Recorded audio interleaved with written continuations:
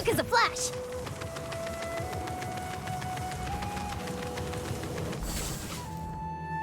Huh. We haven't been back to the academia in a while. It hasn't changed much, has it? Well, since we've got some time, want to go to the house of Dana? Paimon wants to do some reading! Ha! So you noticed! Well, you're too late. The Paimon you know and love is no more. You're looking at Paimon Plus, a new and improved treasure trove of travel know-how. Paimon Plus would like to find some new books to peruse. A gracious traveler like yourself wouldn't leave her companionless on her quest, right? Come on, this way!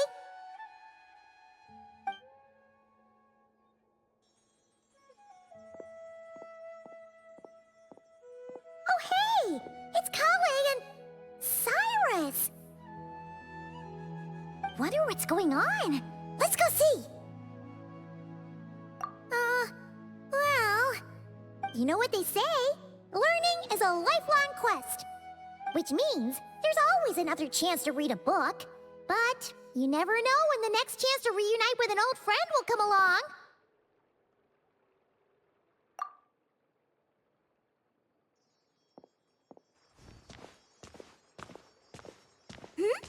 Traveler, Paimon? You're back in Sumeru?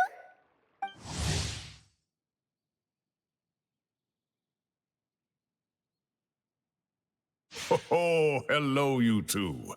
It's been a while. Looking to spend time with some old friends?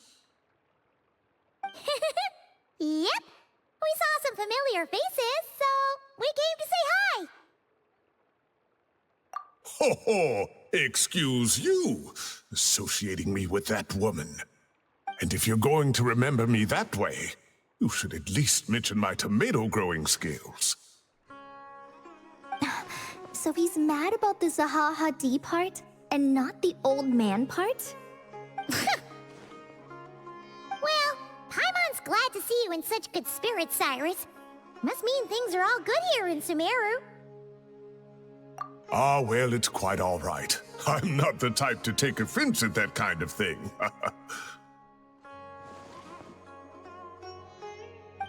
You definitely are. Anyway, what were you and Kale chatting about just now? Ah, that. Well, it was quite a spontaneous meeting.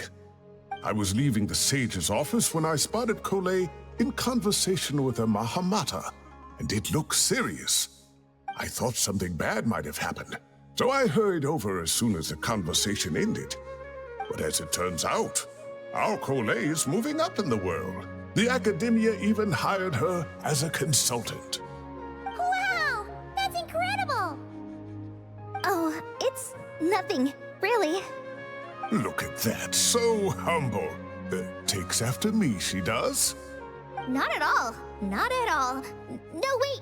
I didn't mean that to sound like I don't think you're humble, Mr. Cyrus, because of course you are. I just,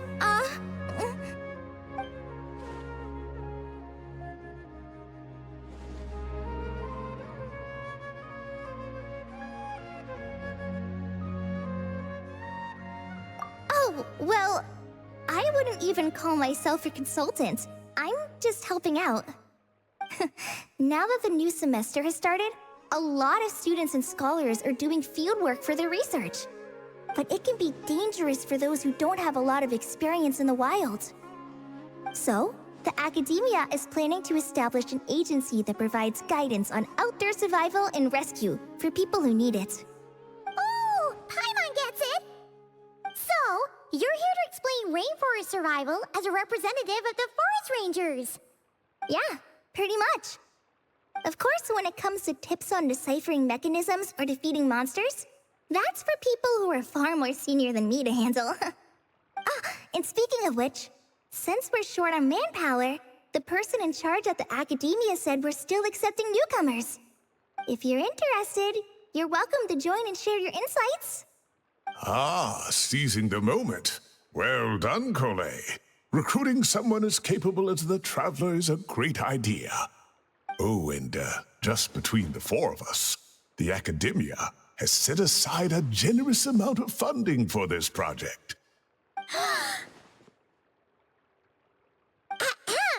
Well, since Kali's thrown her hat in the ring, we should help out too. What do you say, Traveler? Great! We're all supposed to meet up in Aru Village later, so I guess we'll regroup there. I was kinda worried, since Master Tainari isn't around to help this time, but now I feel much better! Yeah, even if you don't trust the Academia's eye for talent, you can trust ours for sure. And mine, of course. I have as good an eye for people as I do for tomatoes. Well, there you have it. Thanks, everyone. Oh, speaking of Tainari, how are things with him and the others? Good, thanks! All the Forest Rangers are doing great! Oh, but Master Tainari did mention that Sino and Sethos were heading to Gandharvaville. I'm not sure if it's for work or something else. Huh, knowing them, could just be to play some cards. I'm not sure. Apparently Sethos is bringing someone else with him too. But with my academia commitment, I didn't have time to ask for more details. Huh, well now Paimon's curious. Should we go check things out, Traveler?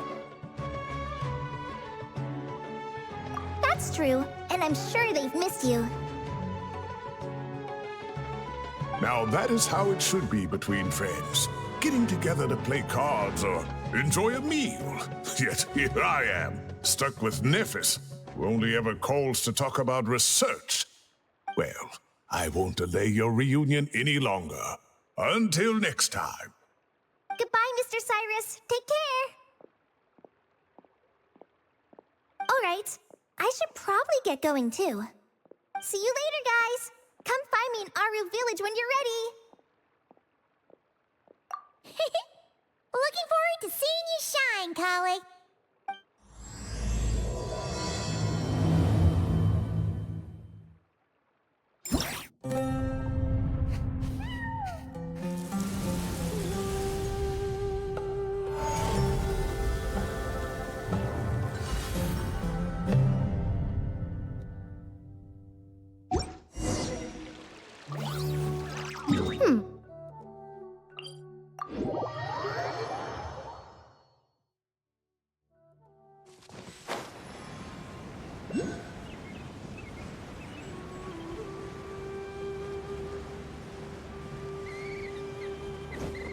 Controlled breathing.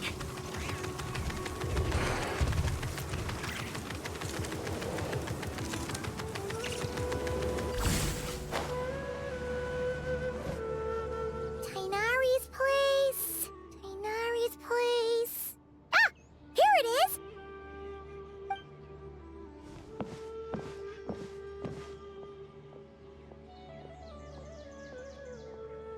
Sino! Sethos! Looks like the whole gang's here. Oh, and Layla's here too! But, oh, she doesn't look too good. Did something happen? Ah, Paimon, Traveler. It's good to see you. I'd welcome you like a proper host, but I'm a bit busy at the moment. Apologies. Ah, no need to look that worried. My observations indicate Miss Layla's condition has improved quite a bit. There's no danger to her mind. She's just fatigued and needs some rest. Excuse me for a moment while I blend some calming incense. I'll let you two explain the situation. All right.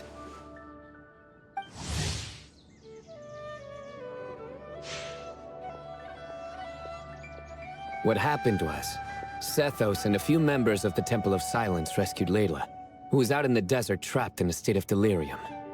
She had to be rescued? Oh, that sounds bad. That's all you're gonna say about it, Sino? I mean, we don't want people jumping to conclusions. That's all I can say about it. The person involved is unable to explain what happened to her, so we're limited in what we know. Sorry. My head... still dizzy. The moons... Exactly how many are there?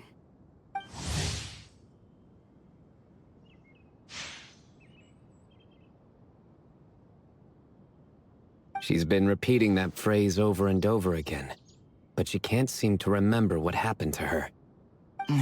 We tried a few things back at the Temple of Silence, but we couldn't recover her memories. Her symptoms are kind of similar to researchers in the Satyavada life state. So we brought her to Tainari to see if our veteran forest watcher had any other ideas. Tainari is pretty much our last option, so let's hope he can help. The good news is, even if restoring her memory is a no-go, we can help with the headache at least. Jur was in a similar state when we found him, delirious and mumbling to himself, but he's more or less back to normal now. Sorry, I should give you some context first, huh? We should let Miss Layla get some rest. Come with me, you two, and I'll introduce you to the other victim of this incident. Good idea. I'll wait for Tainari here and keep an eye on our patient. All right then, this way.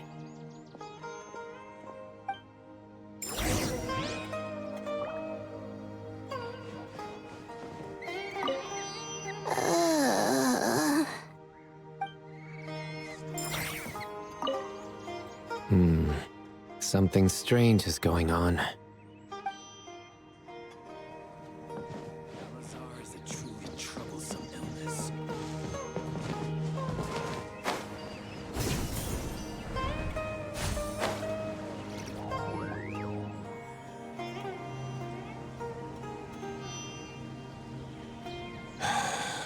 Who did the Ajalenok not offend? I just don't get it. Hey, Jur. Still musing about Aji nuts, huh? Want me to have Sino come over and tell some jokes? Might help distract you. No. No need. I'm done. Don't encourage him. Well, sorry for interrupting the Aji talk, buddy. Next time, just say, Aji, hey knock. Hold on. So, what's the deal with the Ashilenok nuts? Other than the bad Sino jokes. We'll get to that. But first, introductions are in order. This is Jur, a member of the Temple of Silence. And you remember the Traveler, right, Jur? Of course. I'd never forget a participant in the Rite of Duels or the hero who saved Sumeru.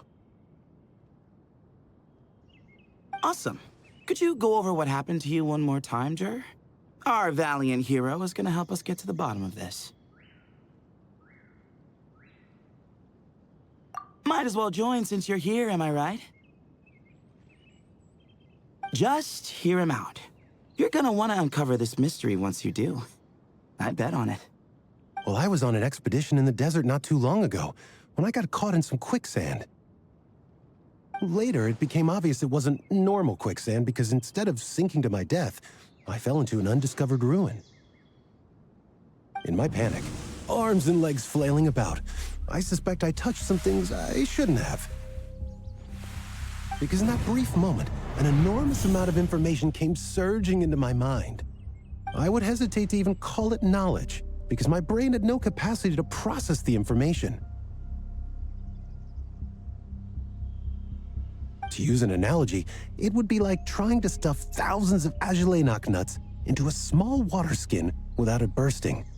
Sorry again with the Ajalenok nuts, I know. It's fine. We're getting to that part of the story anyway. True. Well, just as I was on the verge of madness, a single phrase broke through the storm of thoughts in my head. It was a man's voice saying, "Don't eat Ajalenok nuts." What? I know it's hard to believe, but that's what happened. I was saved by the phrase, "Don't eat Ajalenok nuts." I'm not sure. I'm not even certain it was a man's voice. It's hard to remember now that I've been repeating it so much myself. Anyway, the good news is I no longer feel like my head is going to explode. Of course, the bad news is that phrase has been stuck in my head for the past few days. Wow. But doesn't it have the opposite effect? Like, the more you say don't eat it, the more you want to eat it? Yes, that's exactly right. Whoever the voice belongs to, I don't know what his deal is with those nuts. Well, the world's a big place. There's bound to be people who don't like sweet stuff. I suppose. Strangely enough, I'm starting to think the voice belonged not to a man, but a cat. A cat? How? That's the question, isn't it? What would a cat be doing in an abandoned ruin like that? Just as my mind was reaching its breaking point, I could have sworn I heard the sound of a cat guiding me to exit. But when I came to, all I saw was endless desert, and Sethos shaking me in a desperate attempt to wake me up. I'll admit, it was pretty terrifying seeing you like that. Staring off into space and mumbling about Aji nuts. You sure don't sound terrified. Sorry. It's not that I don't care. It's just kind of hard for rambling about Aji nuts to sound menacing. Now, what Layla was saying, on the other hand, that is much creepier. Exactly. The unknown is what breeds fear. Aji nuts are familiar. But the moon suspended above us at night?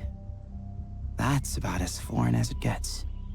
Well, we don't know that for sure. There could be a whole other world inside an Ajilenok nut, with a moon of its own. Huh. I guess. Ajilenok nuts are not to be underestimated. Right, yeah, of course. Won't catch me disparaging the mighty Ajilenok nut. No, sir. Huh. So, a similar thing happened to Layla then? Yeah, I think so. I was in a hurry to rescue Jur, so I put a marker on the incident site so we could go back and investigate. When his condition stabilized, we doubled back around to check and...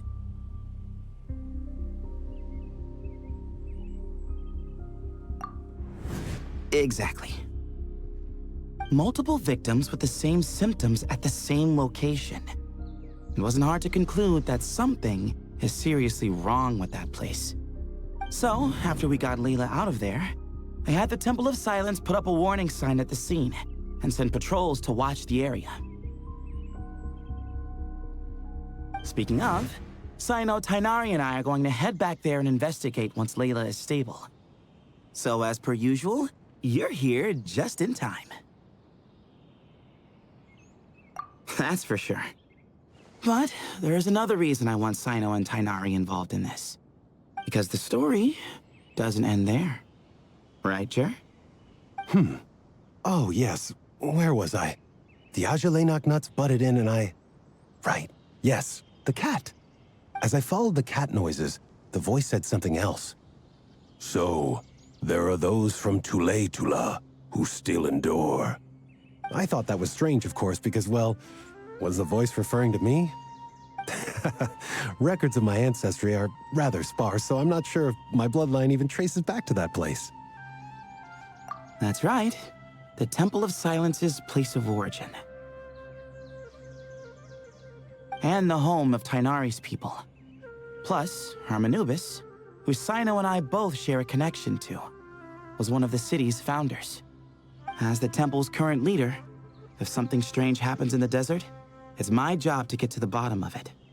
But it turns out, a lot of people have a horse in this race, and I'm not leaving any of them out.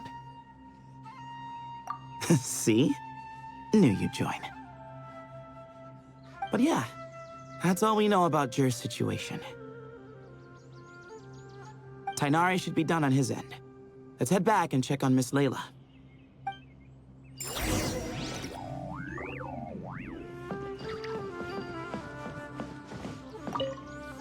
There are records in the Temple of Silence that speak of the ancient desert people's love of raising cats.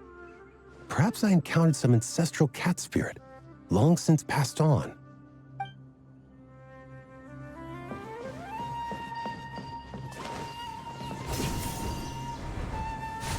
Wouldn't running be faster? Just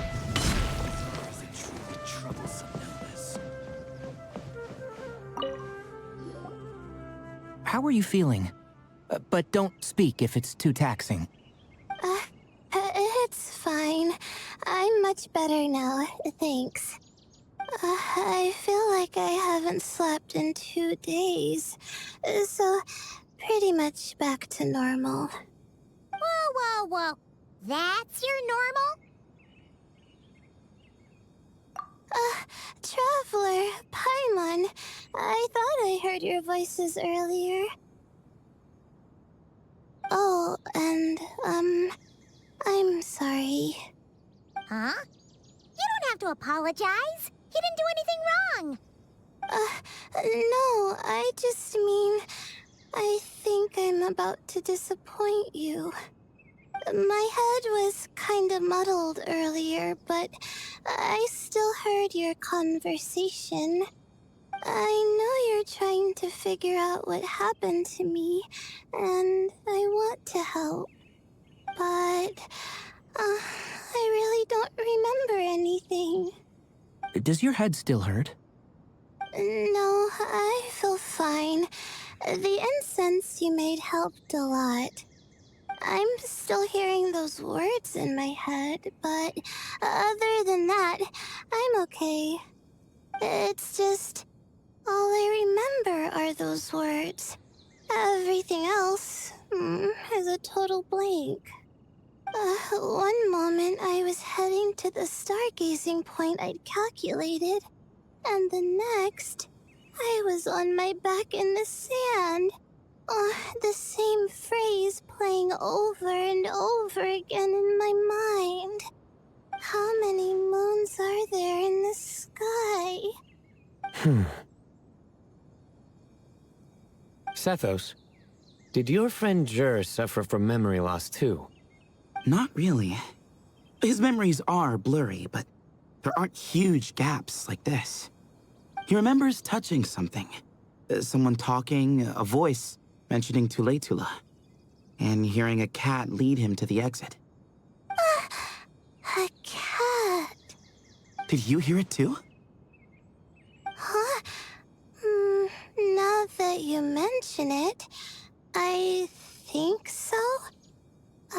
It was so soft. I thought I was imagining things. Which means, at the very least, what the two of you experienced while escaping the ruin is consistent. A single sentence repeating in your heads, and the faint sound of a cat. Still not a lot to go off of. Agreed. Oh, is your head hurting again, Layla? No, I was just thinking. Maybe my memories are blank because I was sleepwalking at the time.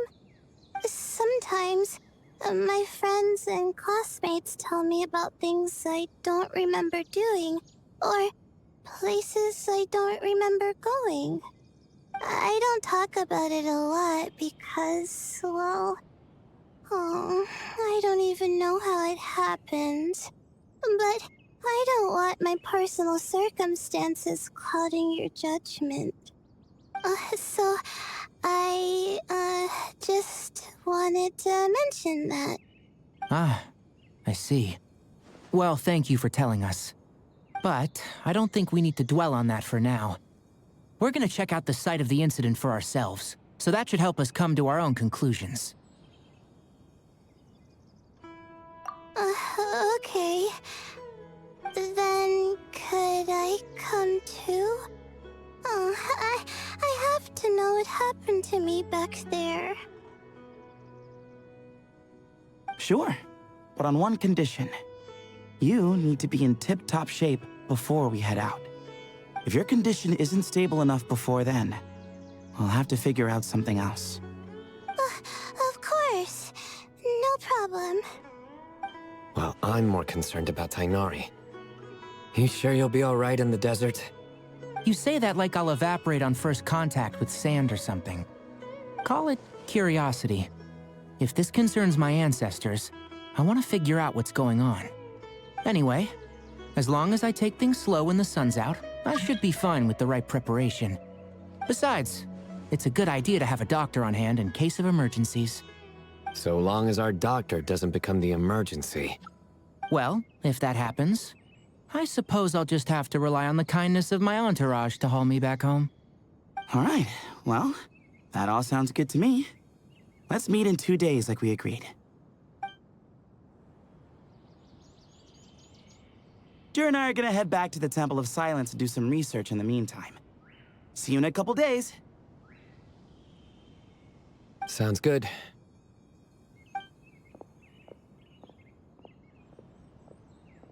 What about you, Layla? If you feel like you need more rest, I can arrange a room for you to stay in. No need. I've asked enough of you as it is. Besides, I feel a lot better. I should make it back to my dorm, no problem. You sure? Don't push it too hard, or you might end up sleepwalking along the way. Don't worry, I'll be fine. I have other things I need to do anyway.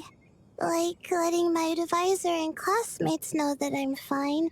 Adjusting my stargazing schedule. Things like that. If I don't get it all done, I doubt I'll be able to sit still, let alone stay here and get some rest. I'm not so sure that's... a much better idea. Thank you, Traveler. Of course, if anything starts to feel off, come back for a checkup right away.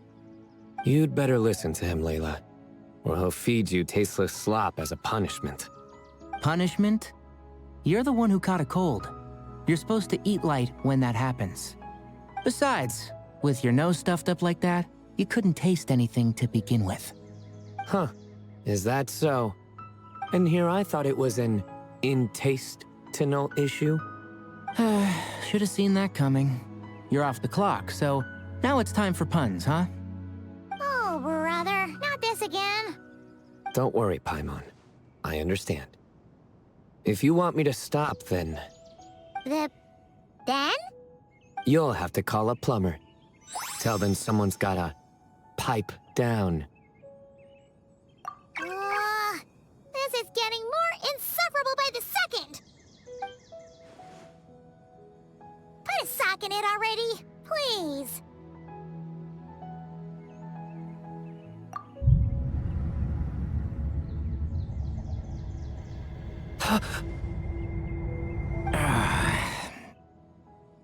Paimon's done with this game.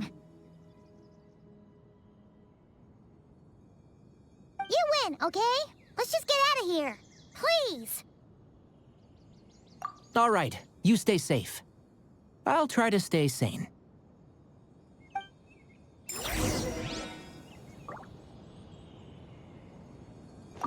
It seems your jokes have improved with practice, Traveler. Happy about that? Absolutely. Finally, someone to share the load. You know what? Kale's helping out the academia, but I haven't had the chance to check on her. Why don't you do me a favor and go do that? Hold on. I thought you were having me over for dinner.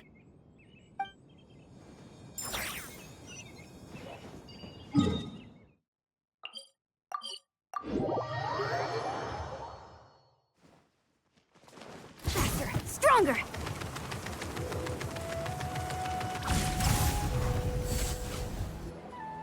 Moons. Azulenak nuts. Moons. Azulenak nuts. Are the moons going nuts? Oh no! Looks like Paimon's caught the brain bug too! She can't stop thinking about those two things! Oh, Paimon's gotta clear her head. But how? Aha! Got it! The cafe over there! Why don't we head over for a quick pick-me-up?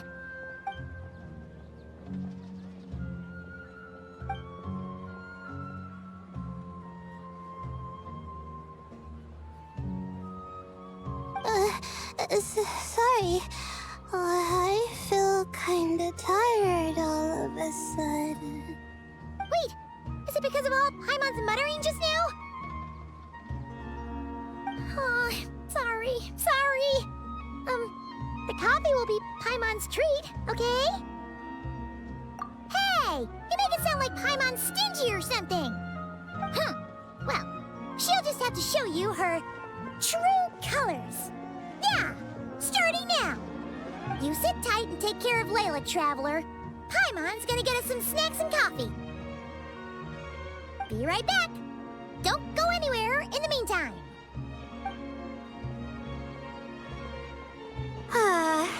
She's pushing herself again as always.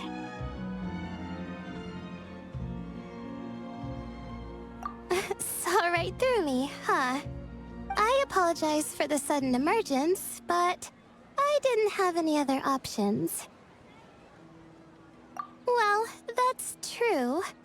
So, for our sake and your safety, allow me to fill in the gaps in her memory. That's right. Layla was already in bad shape, stressing about her new study topic, focusing on the stars instead of her surroundings. By the time she realized the danger she was in, it was too late.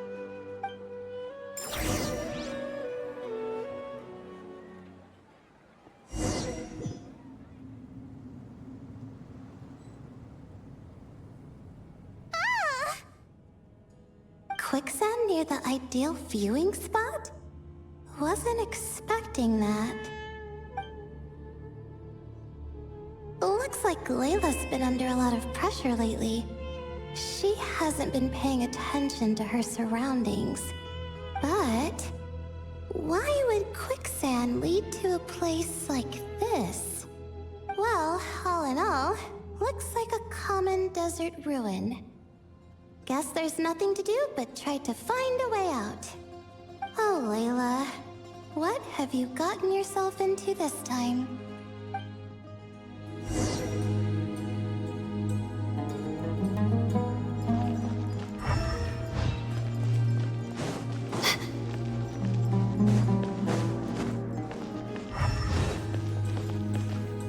I think this door can be opened using the device next to it.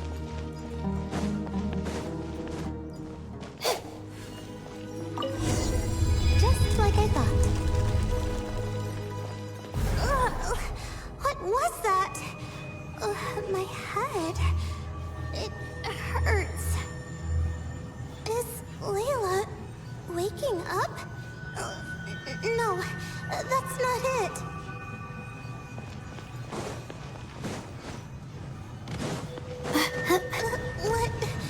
What's going on? It's too much. I don't understand. The ground is... Where am I? It's spinning.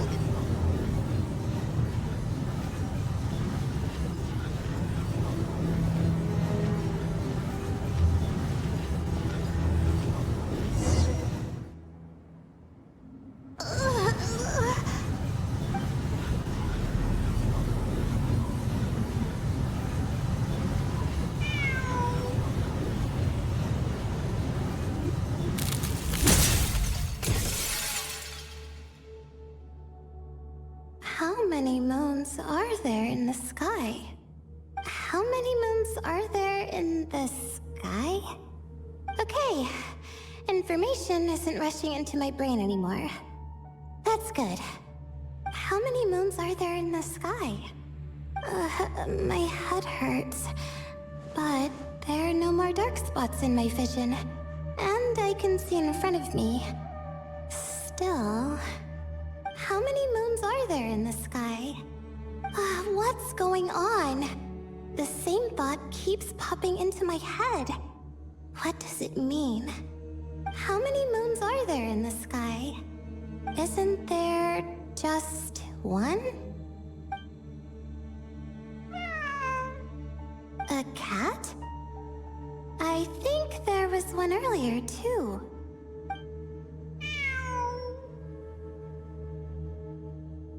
I'm not hearing things. It really is a cat. But what is it doing here? How many moons are there? No! Stop it!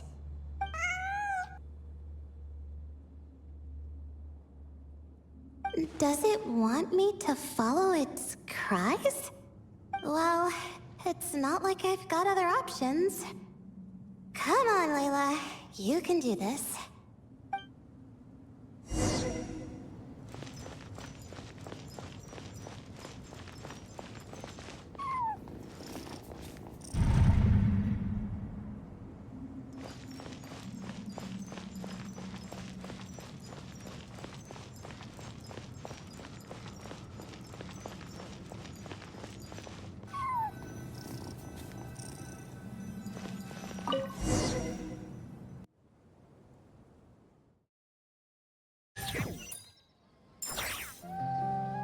And so, I followed the cat's cries to find my way out. It was quite a kind creature. It didn't even leave until the other me started to wake up. Thinking back, it all started when I touched that device. I've heard fellow students talk about it before. How the desert is full of objects that do strange things. Sometimes it's just a minor inconvenience. But other times, devices like that can cause massive trouble. Of course. I forgot how much adventuring experience you have. Still, carrying an umbrella doesn't mean you can't get soaked, so just be careful and stay away from unknown devices. No need to thank me. You and Layla are about to head into dangerous territory together. You need to be safe so she can be safe. Well, I think that about sums it up. And just in time. Your coffee's here. Traveler! A little help over here?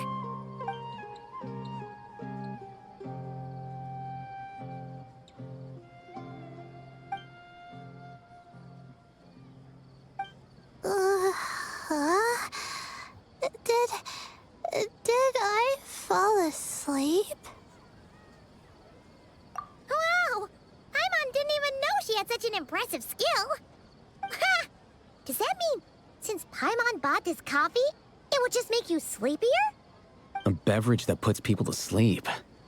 Better saved for work hours, I think. What? So you can nap on the job?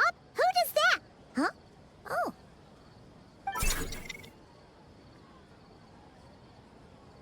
Beep boop. Oops. Oh, hey, Kave! Nice to see you. Oh, and you too, Marak.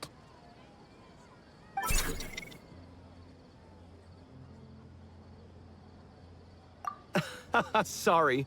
Hope we're not interrupting anything.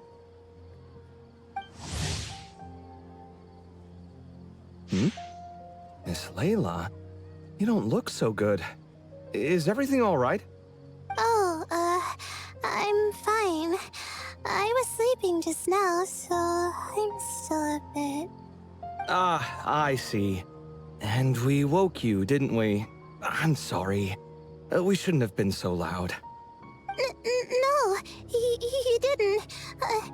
I didn't mean it like that. Sorry.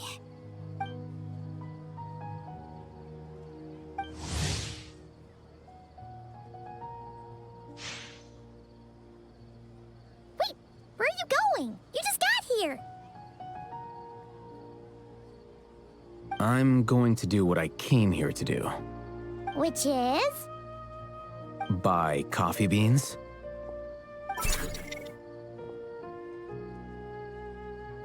Huh?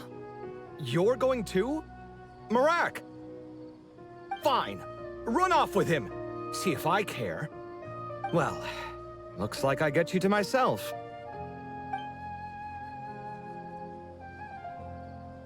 It's been a while, hasn't it? How have you been? So, a busy life of adventuring for you, And a busy life of academics for Miss Layla, is that right?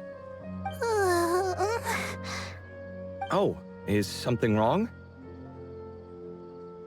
Ah, the desert's not always the friendliest place, that's for sure. And from the look on your faces, I'm guessing this problem's not resolved?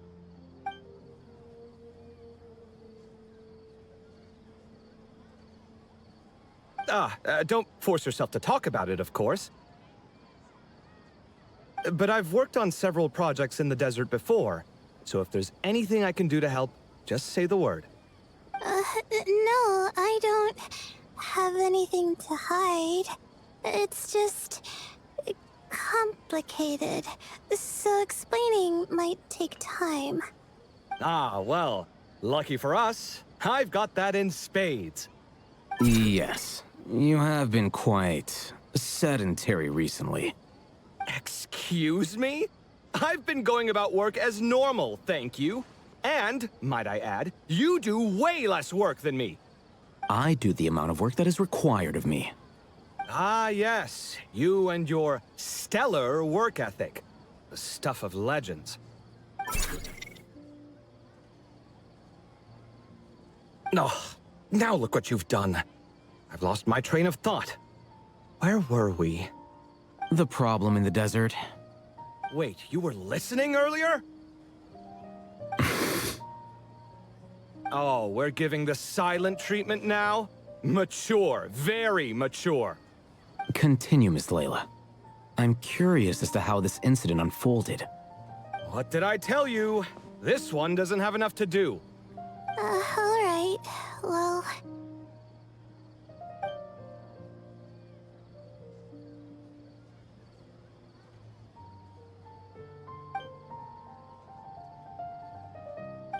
Could you still use some extra hands on this investigation team of yours?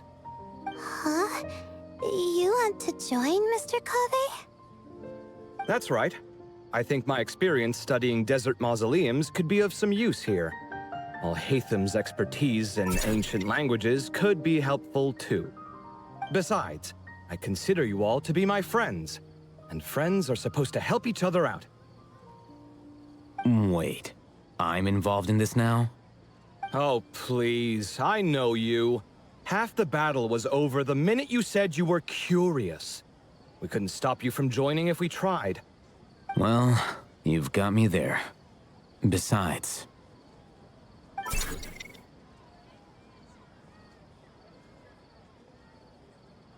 this suitcase of yours has been jumping at the chance to volunteer for a while now. I imagine... You imagine? mechanical life forms might also feel homesick from time to time. Huh. Now that you mention it, Marak's core was a component sourced from the desert. That could prove useful. You're sure you want to come with us? It could be dangerous. Oh, I'm sure. All the more reason to recruit as much help as possible. It's important to count on friends at times like these. Our pleasure. It's a plan, then.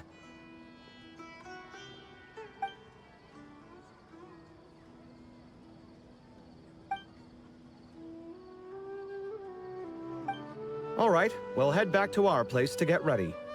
This one hasn't been on a trip in a while. Chances are, he doesn't even remember how to pack a suitcase. I'm not worried. It'll get done. Somehow. Would it kill you to help every once in a while? I do help. It's called moral support. Oh, of course. And I am ever so grateful. Goodbye, you three. We'll see you soon!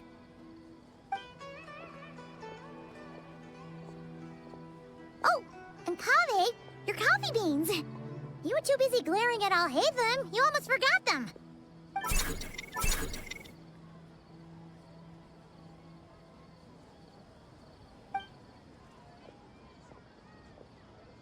Well, we're pretty close to the academia now. I should be fine from here. Thanks for the coffee, Paimon. I feel much better now. Right. I'll follow the doctor's orders. Or try to, at least. With the blessing of the stars, I hope we all get a good night's sleep.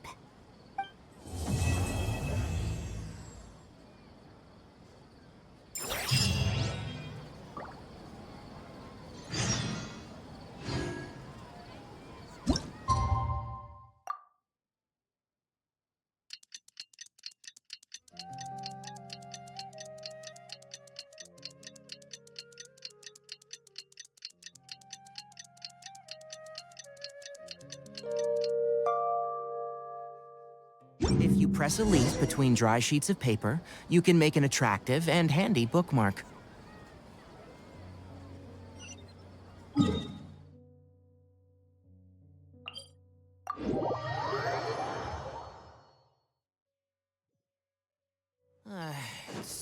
Controlled breathing!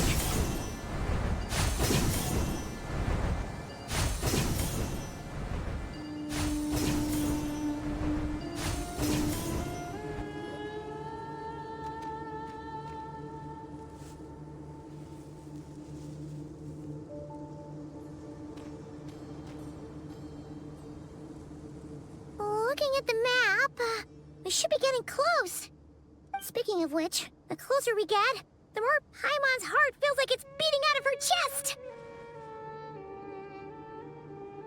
Excitement. Yeah, sure, that's it.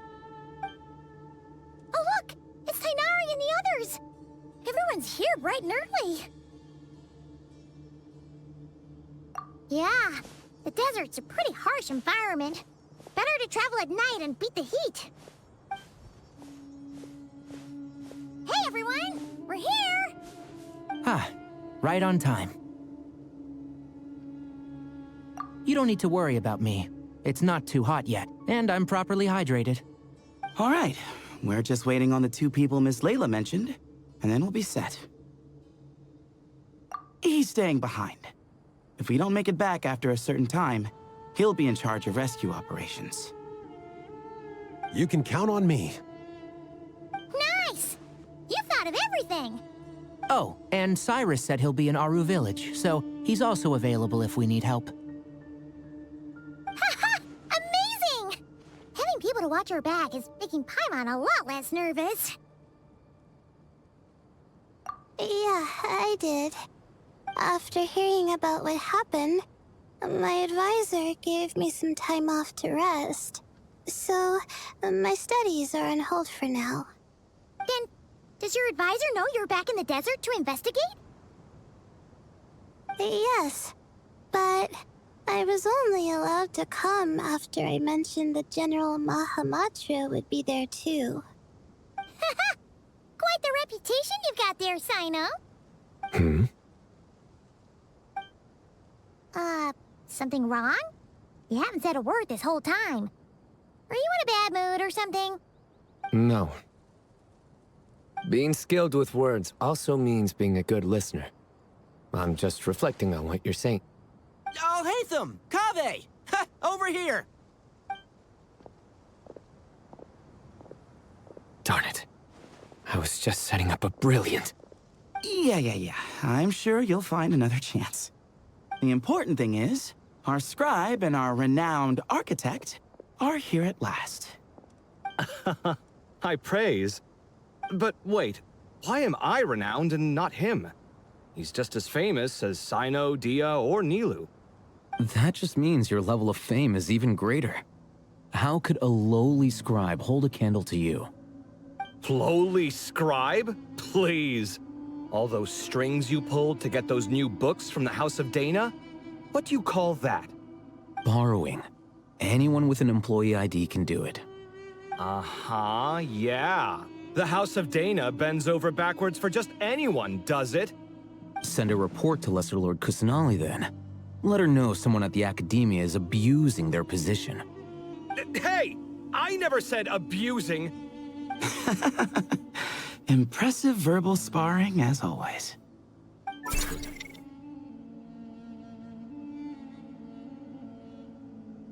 Oh, hello to you too, Marak. Well, looks like your assistant is raring to go, Kaveh.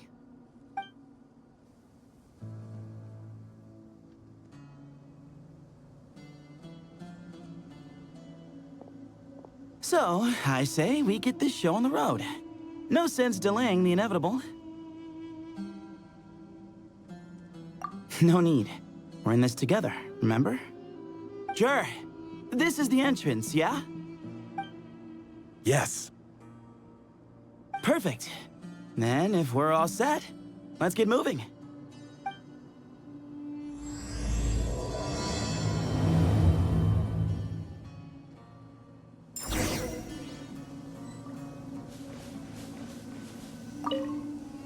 I hope everything goes well in there. I've got your back from out here.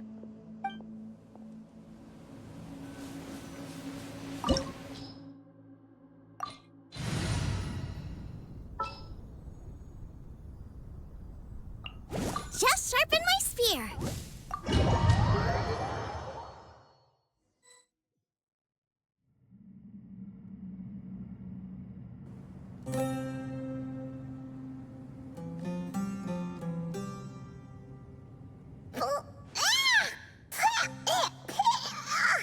Paimon's mouth is full of sand! Ugh.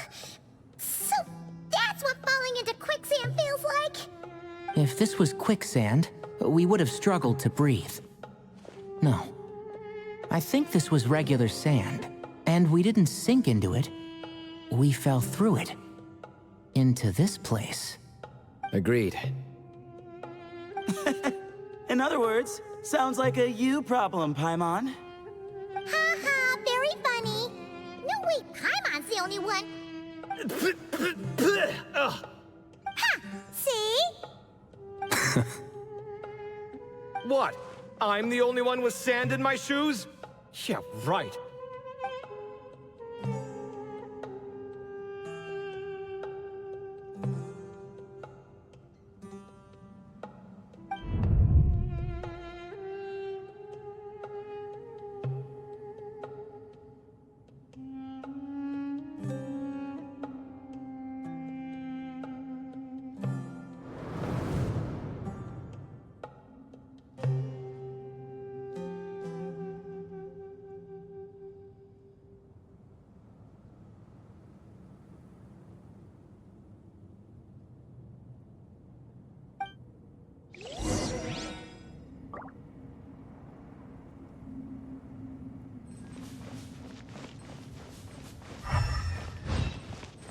Race you!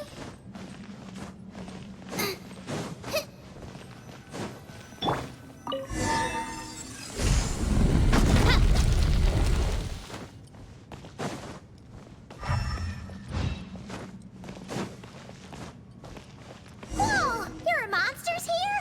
Kira didn't say anything about that. Probably means he didn't run it to end. Because we're just unlucky. Not the best sign of what's to come. We'll be fine. Let's just use up all our bad luck. We'll be golden.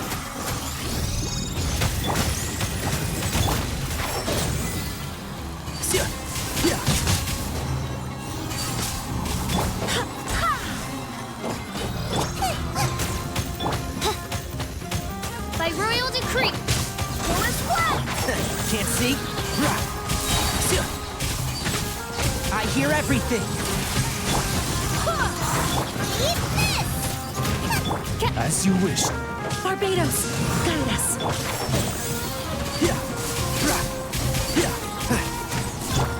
Forest blood! Right, man? Odds revealed by... One with the forest.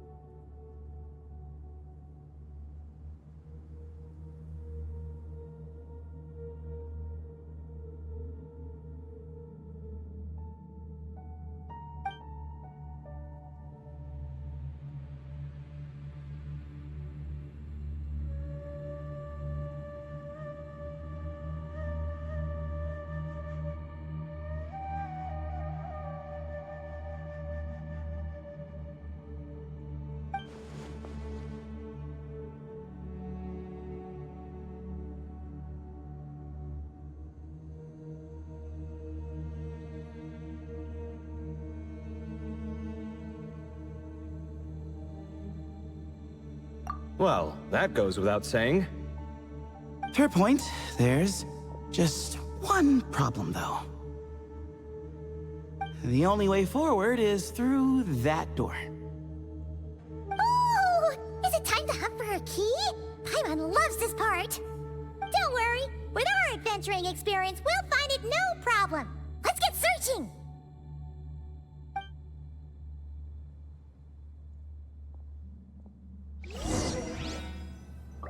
Marak, wait!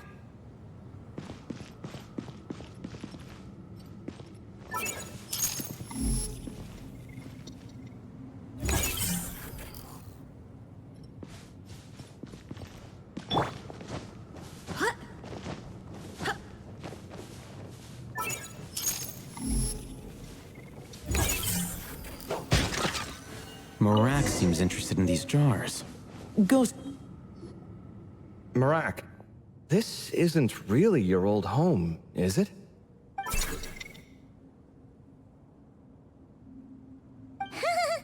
No idea what that means, but Marak does sound pretty happy. So, mechanical life forms do have the capacity to miss home. A novel discovery. Well, with Marak leading the way, we should be safe, right?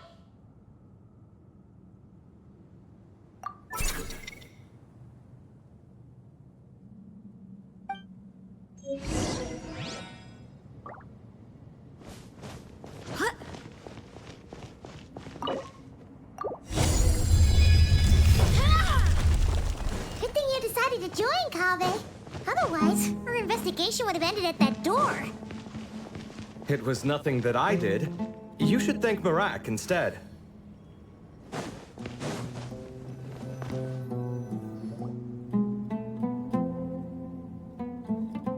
Hold on. At this rate, Paimon's gonna lose her title as best guide to a mechanical suitcase. Aw, thanks. Hey, wait. What do you mean, useless?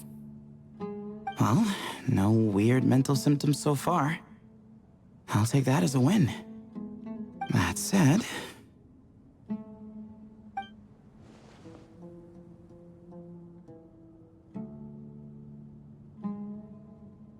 There are 3 doors here.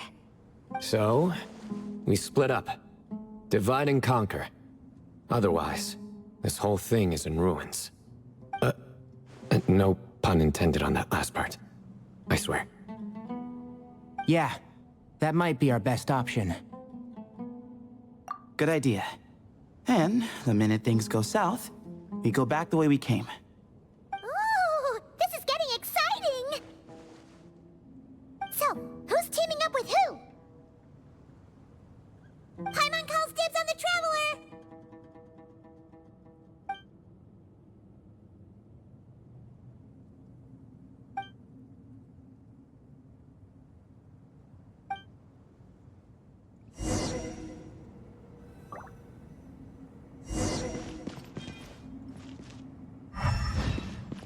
Well, this takes me back.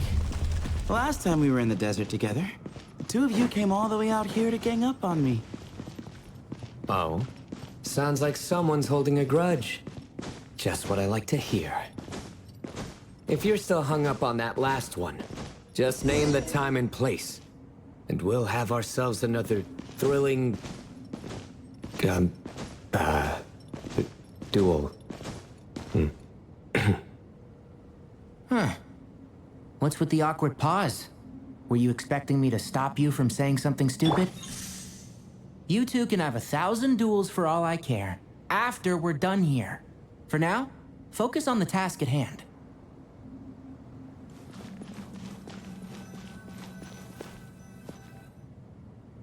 This chamber is huge.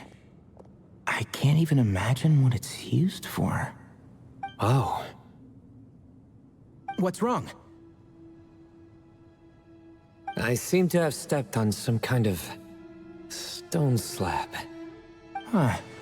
There's a pattern on this, but it's hard to make out with all the dust. Huh? Look! The shape seems to match the markings on the ground over there. Let's slot it in and see.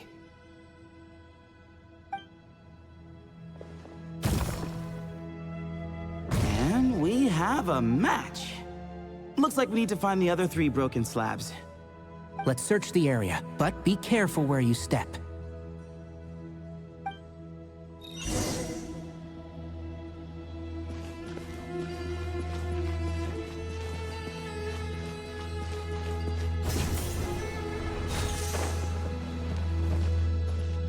Ooh, got one. Ouch, but watch out. The edges are kind of sharp.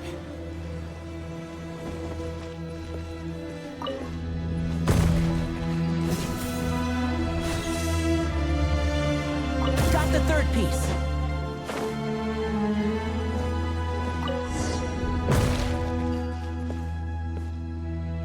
We just need one more.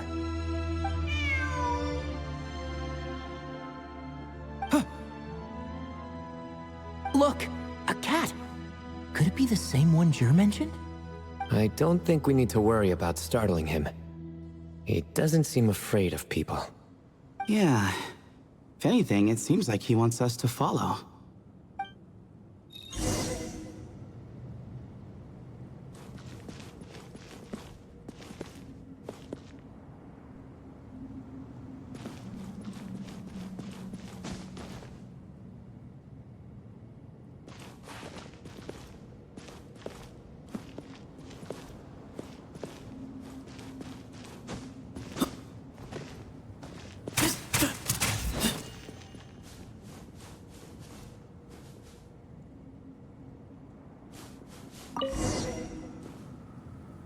Oh, he led us to the last piece.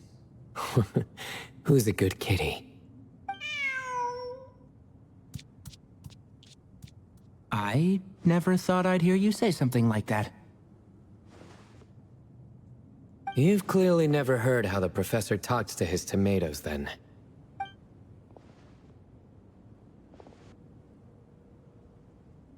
All right, well, that's that. Now, we need to figure out how to get rid of all this dust. Behold, the great Vayu Viastra. Be honest.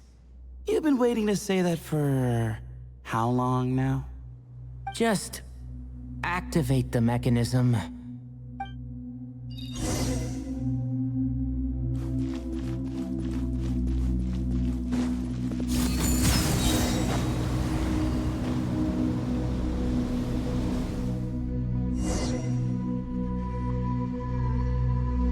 Huh.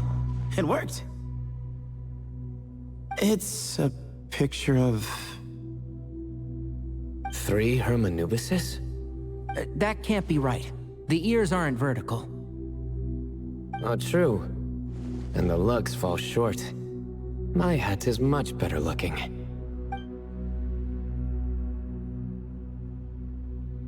A goat, an ibis, and a crocodile.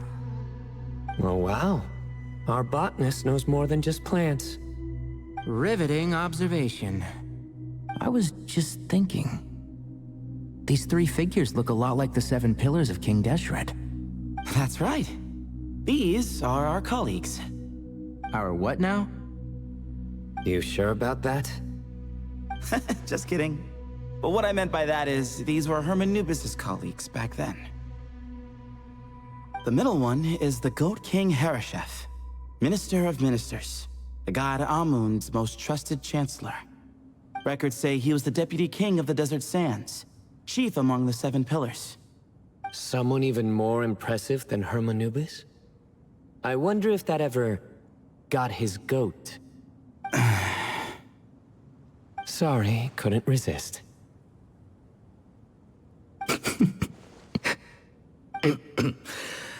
Okay, that was a good one. Wait, really?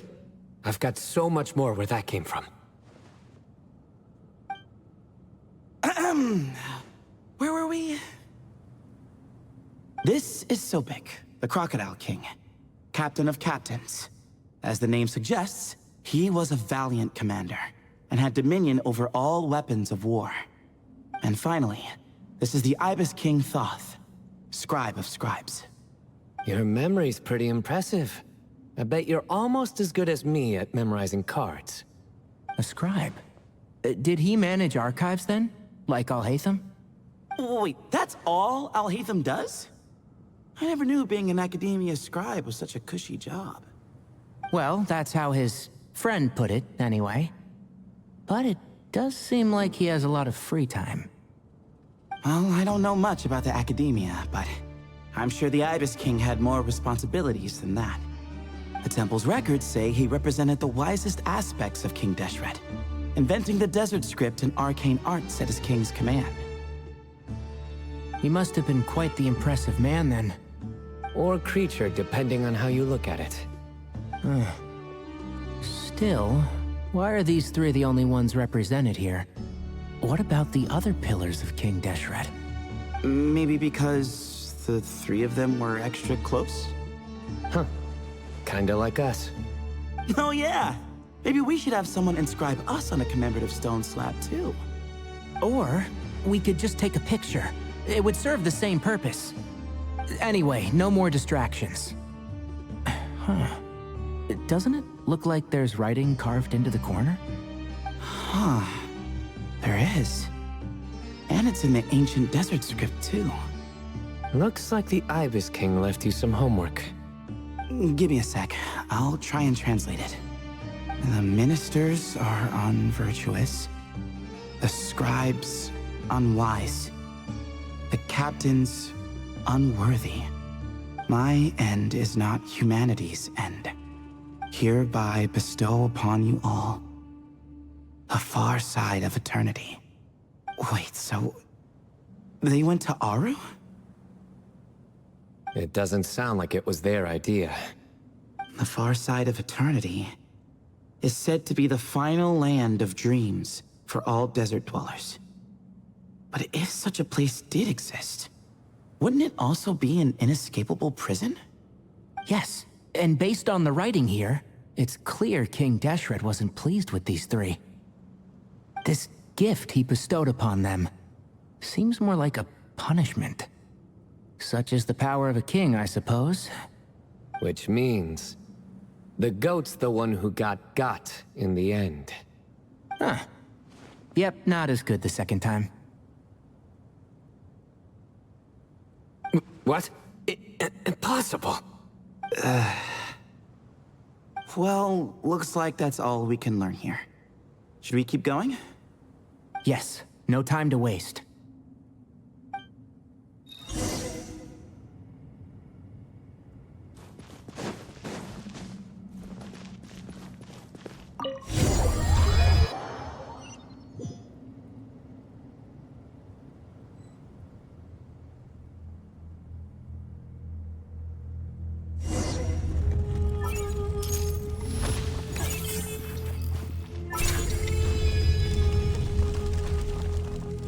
Jeez, who knew a suitcase could be so fast?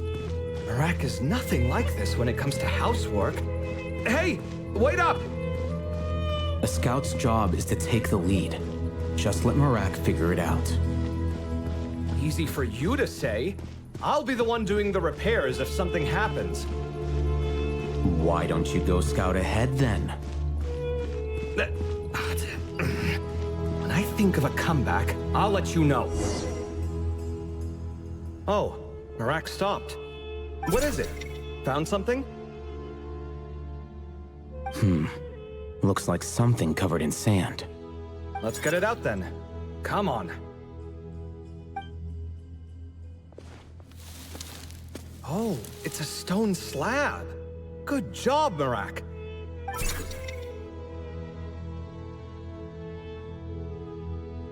Let's take a look. Huh.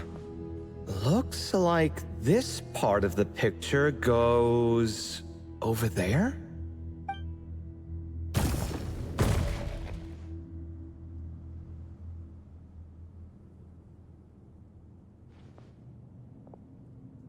In that case, there must be other pieces.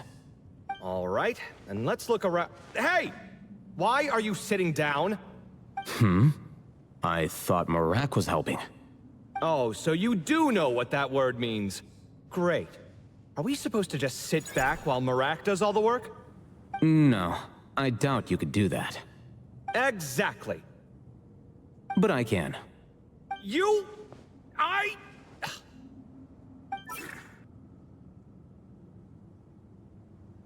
See? It's all coming back to me. How insufferable it is to work with this no-good, do-nothing... We could be more efficient, I agree. I'll work on this piece. You take care of the rest.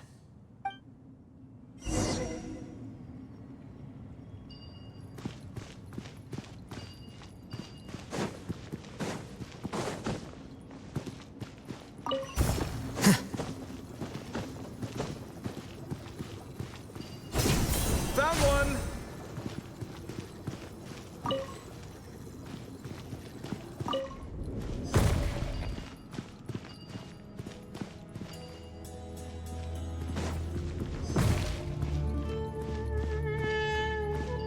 Good teamwork.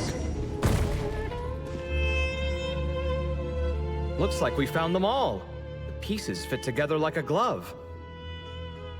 But we can't see what's on them. Turn around. Huh? Look. Oh, I've seen this before. It can create strong winds. Just what we need to clean off the slab. Come on, let's... Hey! Don't worry about me. If I sit here, I won't be in the way. Oh, you don't want to be in the way? Then sit right in front, so the device can blow you straight back to Sumeru City.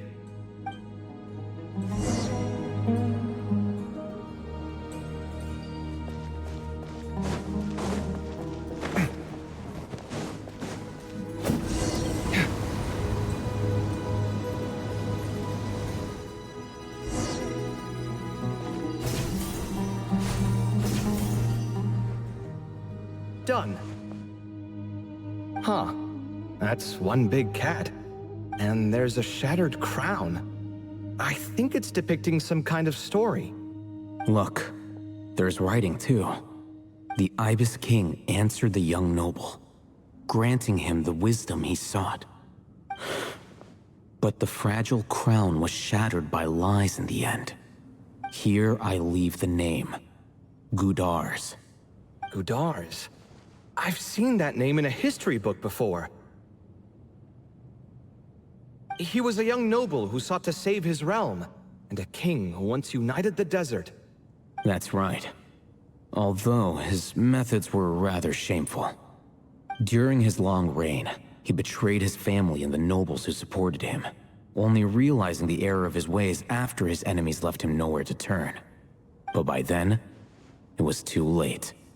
Seems like a common occurrence across history. Different people, same mistakes. It's an inevitable pattern, destined to repeat itself.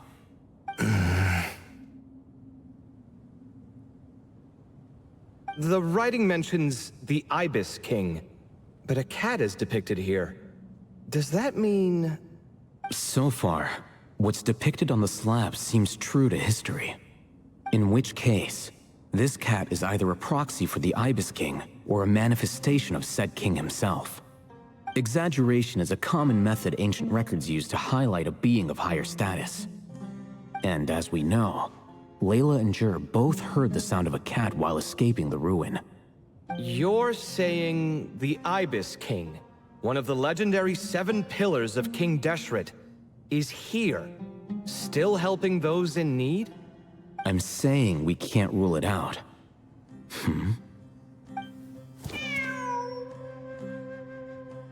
Wait, there it is! The cat!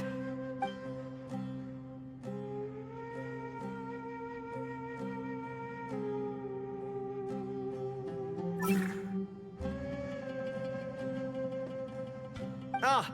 Marak went after him! The cat's showing us the way forward. Come, let's follow. Okay.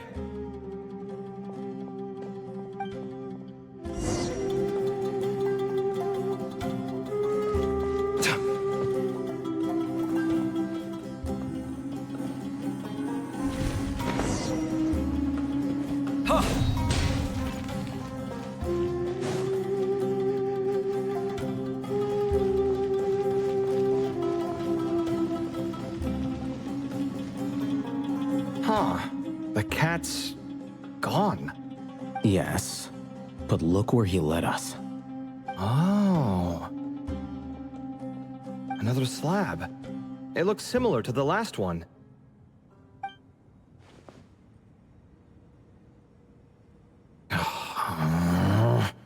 Oh, by all means, take your sweet time. Wouldn't want you to overexert yourself.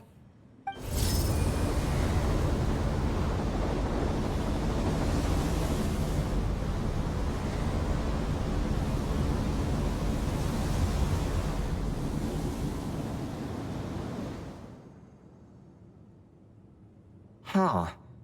The scene depicted here... Seems to be a different tale. The Ibis King answered the Jinn-blooded dancing girl, granting her the wisdom she sought. But enemies plotted to kill her close kin. Snake venom was her self-chosen end. Here I leave the name. Makaira. The Temptress of Woe? You've heard of her? Of course. I don't just sit around doodling all day. She's mentioned in tons of papers about the desert. As I recall, she was given as a gift to the tyrant king of Gurabad, and later seized the opportunity to kill him.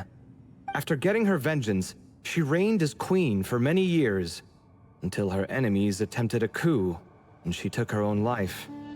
That's more or less the version I've read as well. It seems this queen also had dealings with the Ibis King.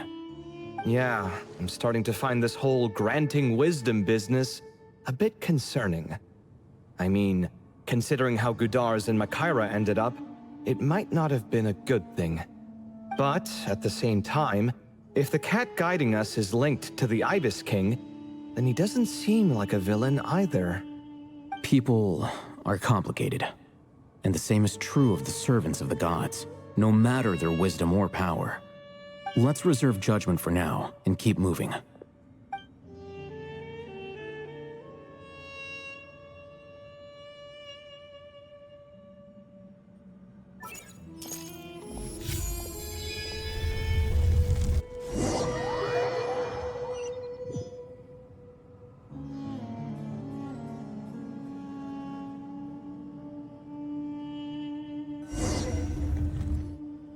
Oh, Paimon meant to ask earlier.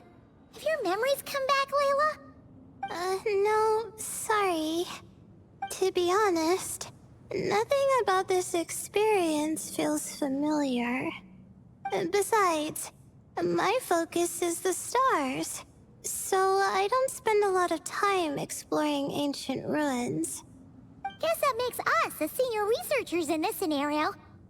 Stick close, all right, Layla? Okay.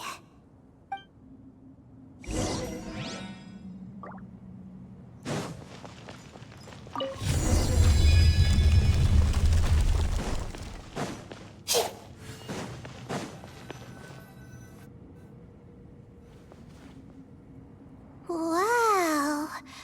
What a tall ceiling. Yeah. For such a big place, it's so... empty. Like no one ever lived here. Sure must have been boring to live in ancient times, staring at ceilings all day. Now that you mention it, I've heard some people used to draw star maps on their vaulted ceilings. Some might even make them transparent to better observe the movement of the stars. It sounds so nice. Stargazing from the comfort of your own home. Wait a second. I think I see something up there. Huh? How is Paimon supposed to do that? Oh, right. Flying. Duh. Alright. Sit tight, everyone. Adventurer Paimon will be right back.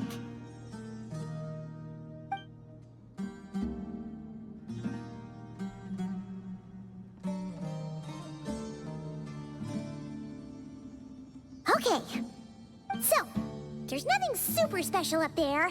Just a couple of shelves, tables, jars, and scrolls. And a whole bunch of dust, dirt, and sand.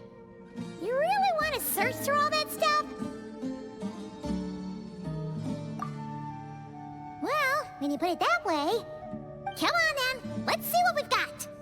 Paimon's hoping for something super valuable. Thanks. I'll stick close.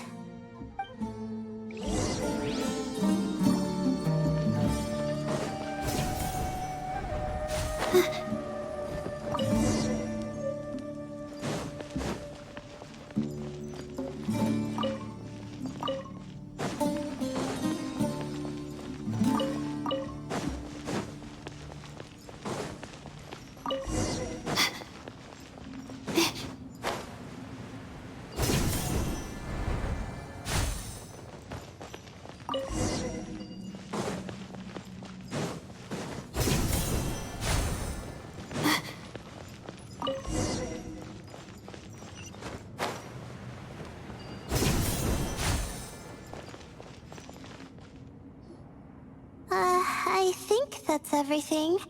Most of the documents are in the ancient desert script, except these ones. These seem old as well, but the handwriting makes them stand out. Right! Let's arrange them in chronological order before we read through.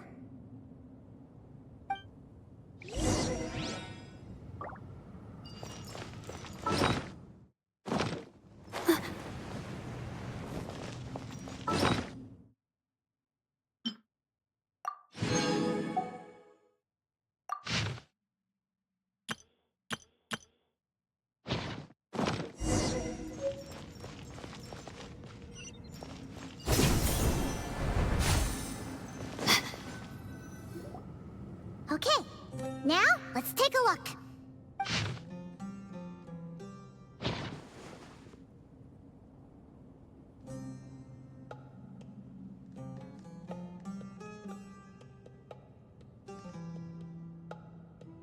Maybe this person fell in by accident, like Mr. Jur and me. Yeah, maybe. But they don't sound super worried about their situation. So, either this person's an ace adventurer, like the Traveler, or some kind of super optimist. An optimist, huh? Oh, I wish I could be that sort of person. That's right! You're detailed and passionate. Great qualities for an adventuring buddy. This optimist seems super obsessed with exploring every corner of this place. That could have gotten them in big trouble for all we know.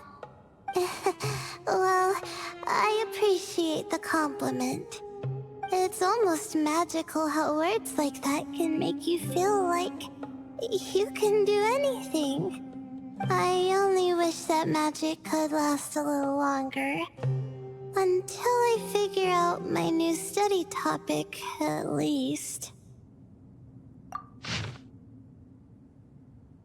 Oh, looks like you were spot on, Paimon. See? Told ya! That's what happens when you don't think things through. And all this talk about seniors and juniors, he was a student just like you, Layla. Whew, he sure talks a big talk for a student, though. You'd think he was some kind of old scholar instead.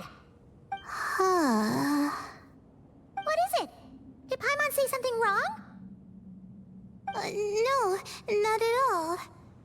I was just thinking, and this might sound rude, but the way this person speaks is just so...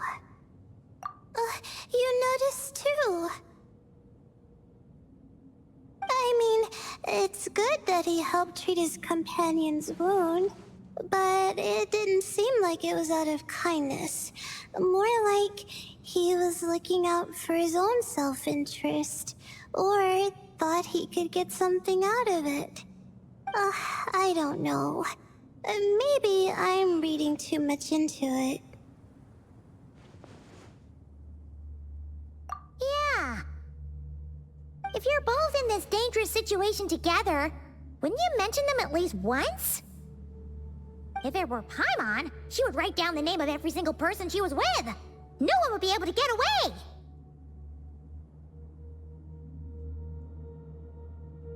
Actually, I find Paimon's approach quite sensible. It makes sense from a safety perspective, too. That way, if anyone came to the rescue, the notes would be able to tell them everything they needed to know. Whoa! That's genius-level thinking! Well, I learned that from Madame Farazan, actually. I'm not speaking from personal experience or anything. Oh, no! I'm just a student. It's fine! You taught us something, so you're our teacher. Simple as that. Anyway, from the looks of things, the student who left these notes behind was pretty weird. Let's keep reading. Whoa! Hang on! That's a lot of information. Paimon needs a moment to take this in. The Ibis King. So, did this person actually meet the Ibis King here? Sorry. Who? Jeez, not again! Stop teasing her, Traveler! You know she was asking about Nefer. Anyway, Nefer's, a friend of ours. And she's mentioned the Ibis King before, but not in much detail.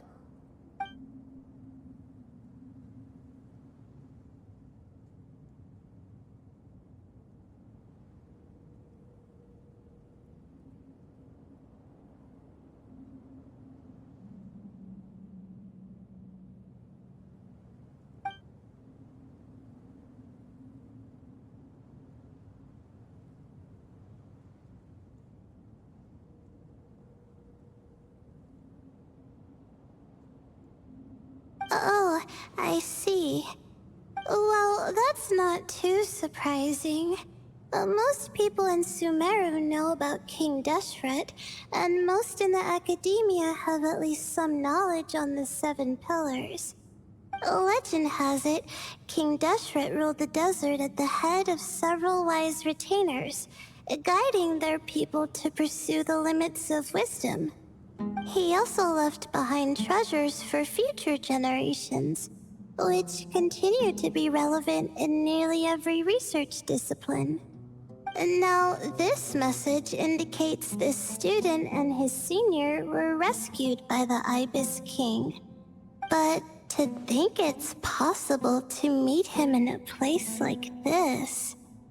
We don't know when these notes were written, but didn't the 7 pillars disappear a long time ago? Yeah, the notes made it sound like his powers were restricted. Also, the mention of this form? What is that supposed to mean? I'm not sure. Let's keep reading. Oh, this is the last page. There's even a signature at the end. Well, sounds like they made it out.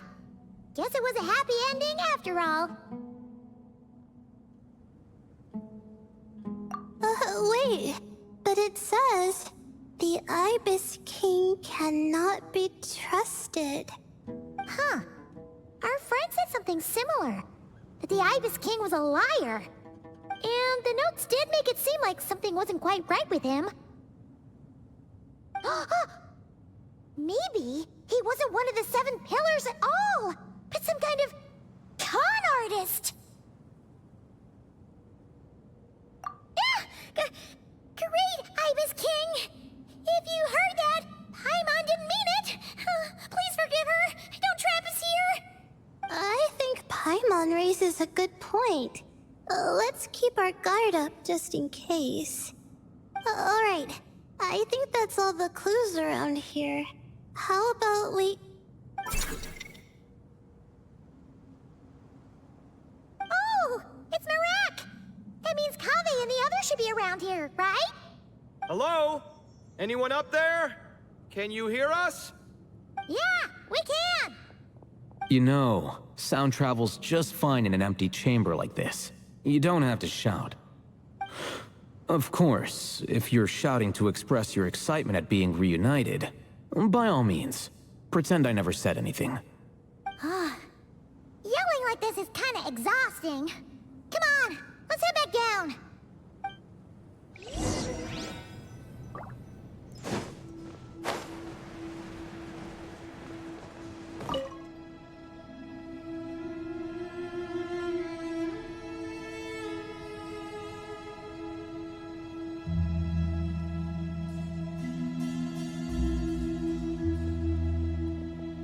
Wow, we all ended up in the same place, huh? Yeah, what a coincidence. Indeed. Or as I like to call it, the chai factor.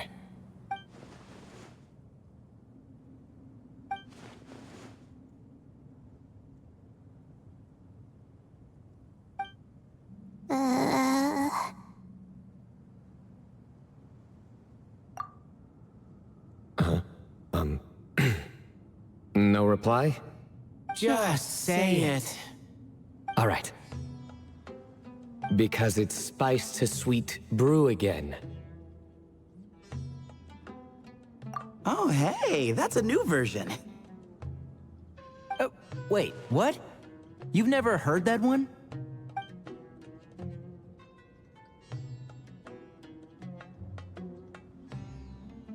What are you looking for? A place to sit and read my book. Oh, great. What else is new? Well, looks like everyone made it through unscathed. Let's take this chance to get some water, rest a bit, and discuss what we learned. Sound good? Yeah, let's debrief.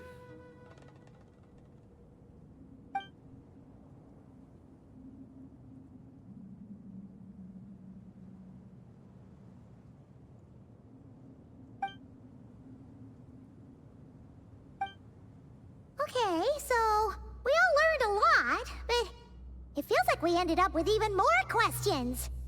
Yeah, but one thing's for sure. This place is tied to the Ibis King in some way. Hey, Sino. You're the current representative of Hermanubis. Can you call him up for a sec? Of course. Just let me sense his presence.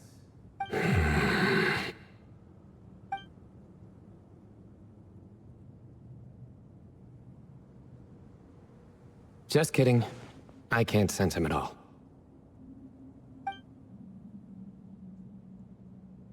Jeez, Sethos. Did you set him up for that one? What are you, a two-man act? Sorry, Hermanubis isn't like the Ibis King. He can possess me, but I can't talk to him whenever I want.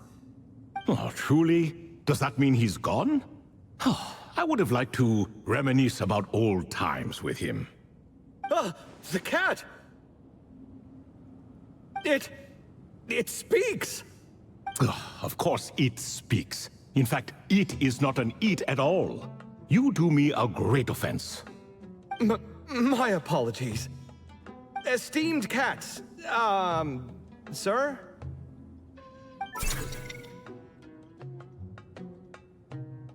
Oh, this little contraption is still here. Contraption? No, this is Marak. Which means you do his assistant a great offense. Huh? Well, I didn't mean... Well, I apologize. I wasn't referring to this Marak, but rather the thing that operates it. King Deshret was quite partial to it. I have forgotten what it was called. It must have had an official name, albeit in the old tongue. Even if I did remember, I would need to translate it into modern language. Ah, it's not important. Marak's a fine name. Even better than the original, if you ask me. Who thought of it? And the remodeling, quite well done indeed. This Marak looks much happier in its current form. Oh, and the components should have model numbers written on them. You can look them up if you're curious. This cat talks a lot. Quite the one-sided conversation. Is this what the Ibis King was like? He seems quite eloquent. I wonder if he plays cards. Ha! I knew Marak was a great name. Go me. Let's see, what page was I on again? Should have brought a bookmark. That all went over Paimon's head. Hello indeed. For you to know my name. Yes, I was not mistaken. You are special among your companions. But you are all guests. It is only proper to invite you in. Come then, this way.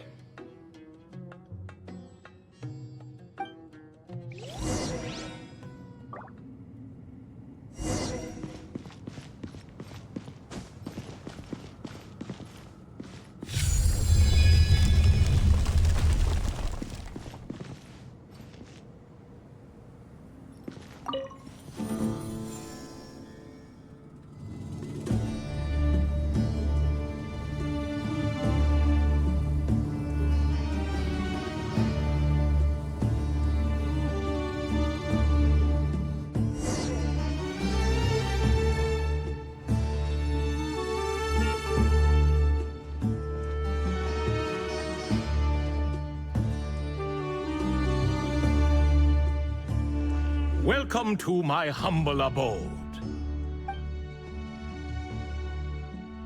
Oh, your house sure is spacious, Lord Ibis King.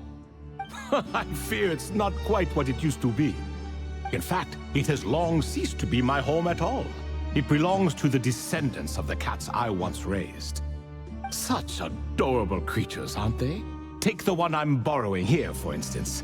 A chubby fellow with such lovely fur. Anyway, tradition dictates that a special guest such as yourself be presented with a gift.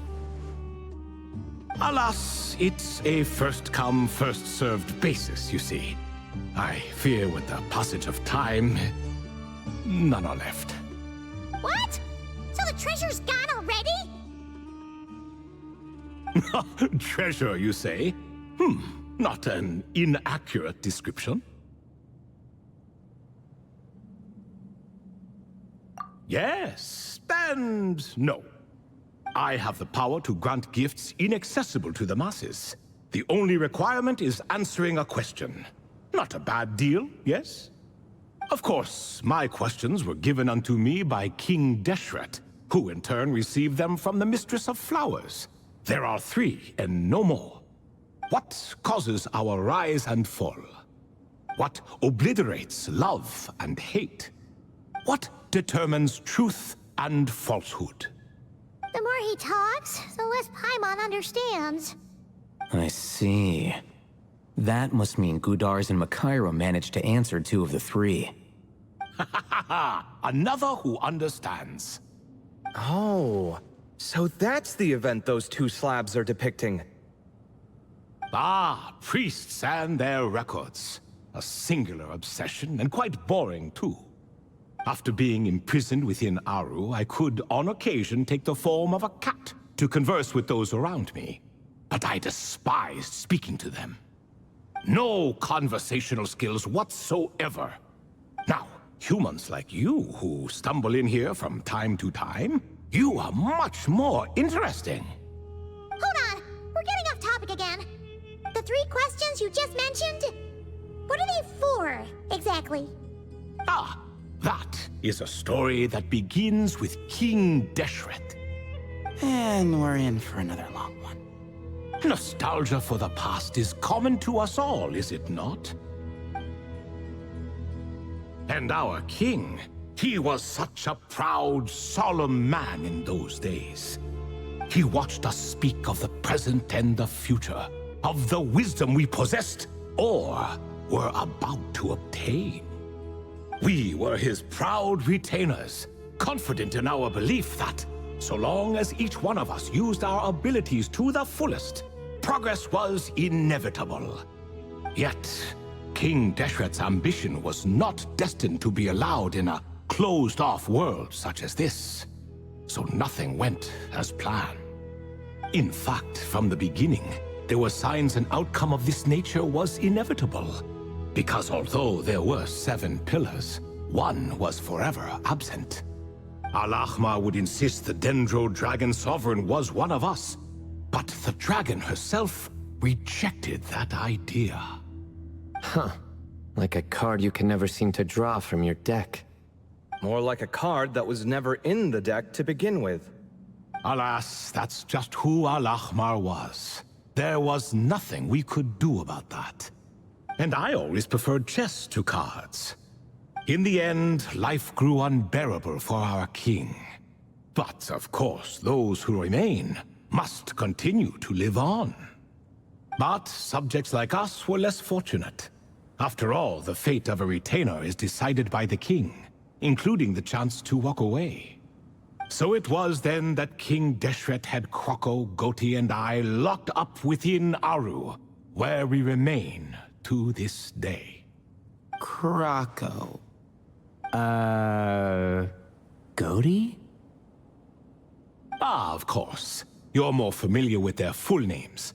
Sobek, the Crocodile King, and Hereshef, the Goat King. And let me tell you, when it comes to chess, Hereshef was a habitual backseat strategist, always spewing nonsense from the sidelines. Well, Sobek was all too quick to take his terrible advice, to the point where I was the one who got accused of cheating. Chess is an exercise in patience, and that man couldn't sit still to save his life. He could never excel at that game. In fact, neither of them were good at chess. Even so, we played together often. And since I was always the winner, we got along quite well. What are you laughing at? Were we not good friends? No one's laughing. Paimon would never. No, not you. It's Goti. He's laughing for no reason again. Can you not hear him? Ah, right. Of course you can't. The two of them are inside Aru, as am I, so only I can hear them. What is even going on here? Has he, like, started to lose it after being trapped for so long? That does happen to prisoners serving life sentences. Speaking of which, how's Azar doing these days? I doubt he's doing much of anything. Just what I wanted to hear. What is the meaning of this? You doubt my words? I have half a mind to not talk at all. Oh, no. They're not questioning you, Lord Ibis King, just discussing other things. Please, continue. In that case, where were we? Getting to the part about the 3 questions. Hopefully. Ah yes, we're almost there. Before I entered Aru, King Deshret said I could be released from my eternal seal if I chose humans who could provide the correct answers to those 3 questions. The first person who caught my eye was Gudars. I asked him, what causes our rise and fall? He answered, conspiracy and betrayal, for it renders the righteous and wise unable to succeed, and thus nations fall. I found his answer quite interesting, so I bestowed upon him the power to deceive. The second human I chose was Makaira. I asked her, what obliterates love and hate? She said unto me, I have nothing left to lose. Vengeance alone can quench both love and hate. I found this to be another fascinating response, so I granted her the power to be loved. But both of them ended up... Now then, young one, riddle me this. Did their answers point to this fate, or was it the power I bestowed upon them that determined their end? I'm just an observer who doesn't understand their circumstances, so I can't answer. A clever reply. I do not wish to comment either. It is all in the past at this point. My only wish was for their answers to be acknowledged by King Deshret's rules, and bring me one step closer to freedom. As for the final person, her fate remains to be seen, so I will not reveal her name.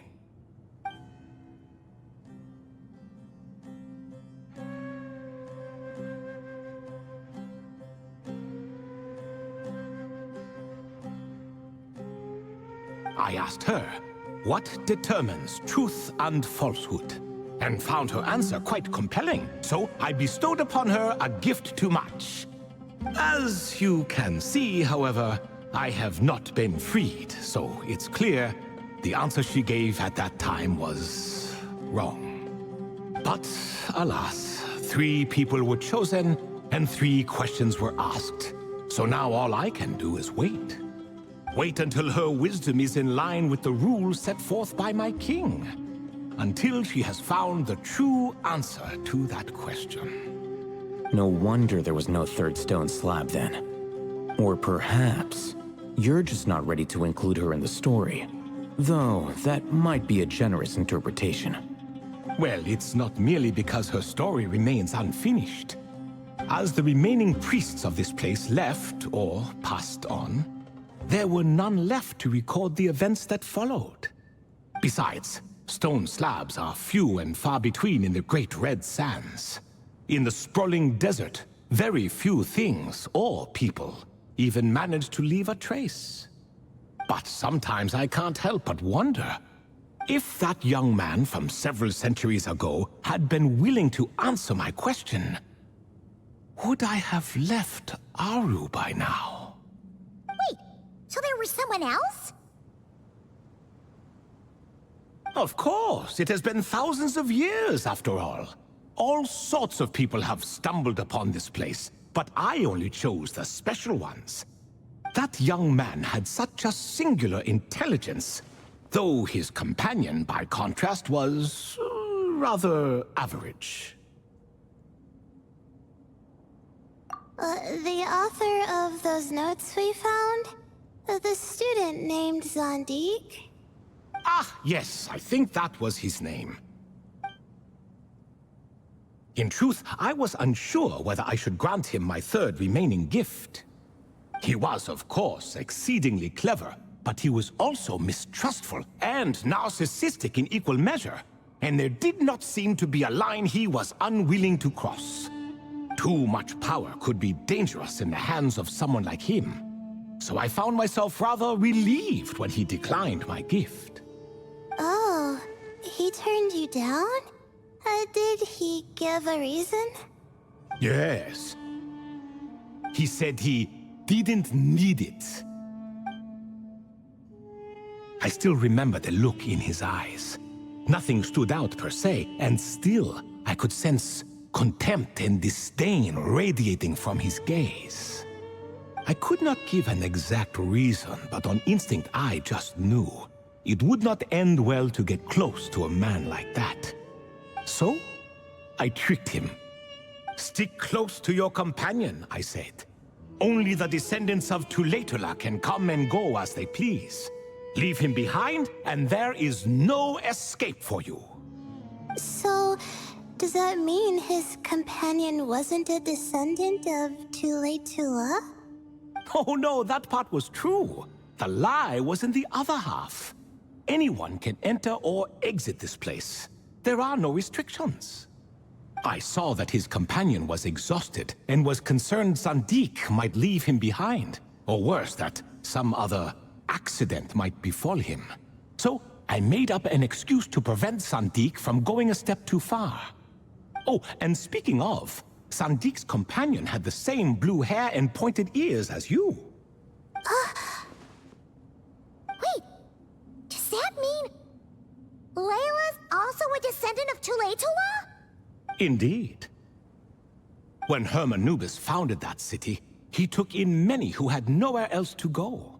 Today, their progeny are scattered to the 4 winds, and indeed are far more numerous than I could have imagined. So the person you protected could have been my ancestor. Yes, yes. You're very welcome for that.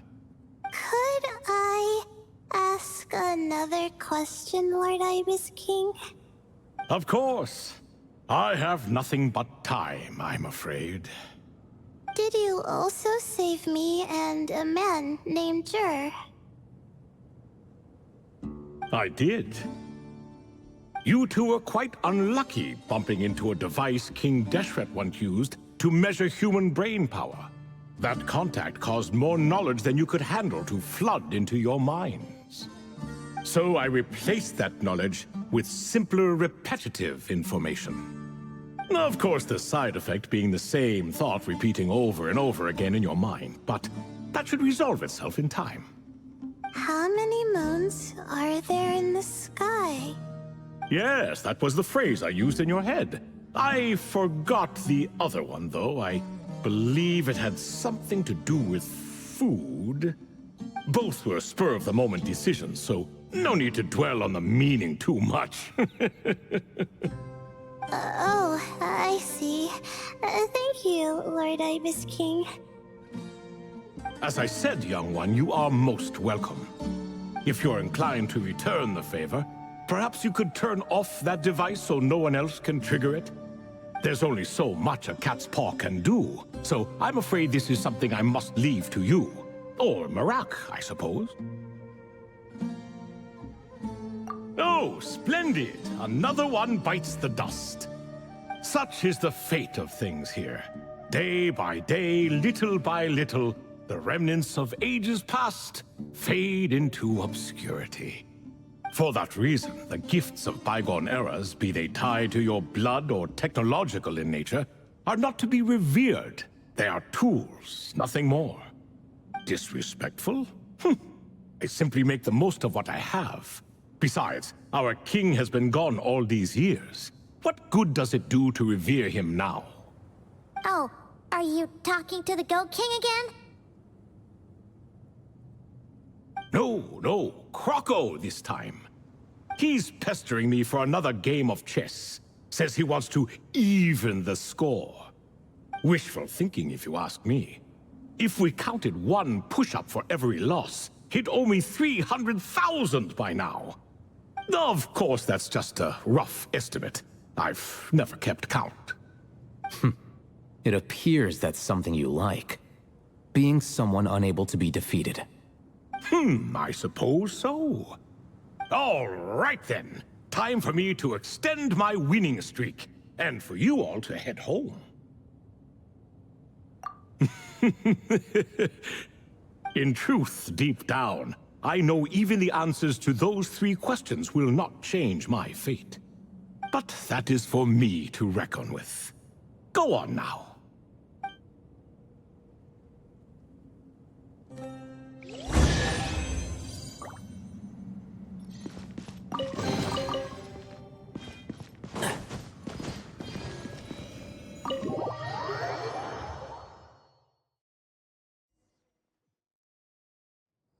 Excuse me. Do you even know what time it is? I've harvested 3 crops of tomatoes while you've been gone. You're exaggerating, Professor. I'm making a point. There's a difference. Sincerest apologies for keeping you waiting, Professor Cyrus. See, that's what I call manners. Now, are any of you hurt? Nope. It went way smoother than we expected, actually. I presume the investigation is complete then. Come, tell me all about it. Oh my, did you luck out? If you've read the work from the Vahumana Dashan, you would know that the Ibis King has, well, let's call it a mixed record. Perhaps he softened up a bit in his old age, and that's why he chose to help you. Or perhaps he just didn't have a good enough reason not to help us. See? Marak agrees. How do you even know that's what Marak meant? That could have just been a happy noise. In any case, there's a lot to be happy about. We figured out what happened to Layla and Jer, and there were some unexpected takeaways too. Yeah, I never expected to learn about my ancestry. I've always thought of myself as just an ordinary student. I never would have even considered something like that could be true. Come to think of it, our ancestors might even have been friends at some point. Huh? You're right. Maybe I should take a trip back home to see if I can find any records about that. Oh, I was just throwing that out there. I wouldn't want you to go to the trouble. It's fine. My advisor gave me a break, and I still have a few days left, so... Oh, wait. My study topic. I haven't made any progress at all. No. I need to focus on that instead. Right. Couldn't you help her, Professor? Huh? No, I could never. Me, you say? I'm from the Spatamar, Darshan, and I don't think that Nephis or Zahahadi researched the stars. All I have to offer are my homegrown tomatoes. Although I suppose it's not impossible. I can ask a few old friends to recommend some interesting topics. You really don't have to. It sounds like a lot of work. Hardly. A few passing questions while we water the plants? It's no trouble at all. Thank you so much. Of course. Now it's getting late, and you all must be tired. Let's wrap things up here. Some say desert nights are the sun taking mercy on us after the heat of the day. So, let's leave while she still feels merciful.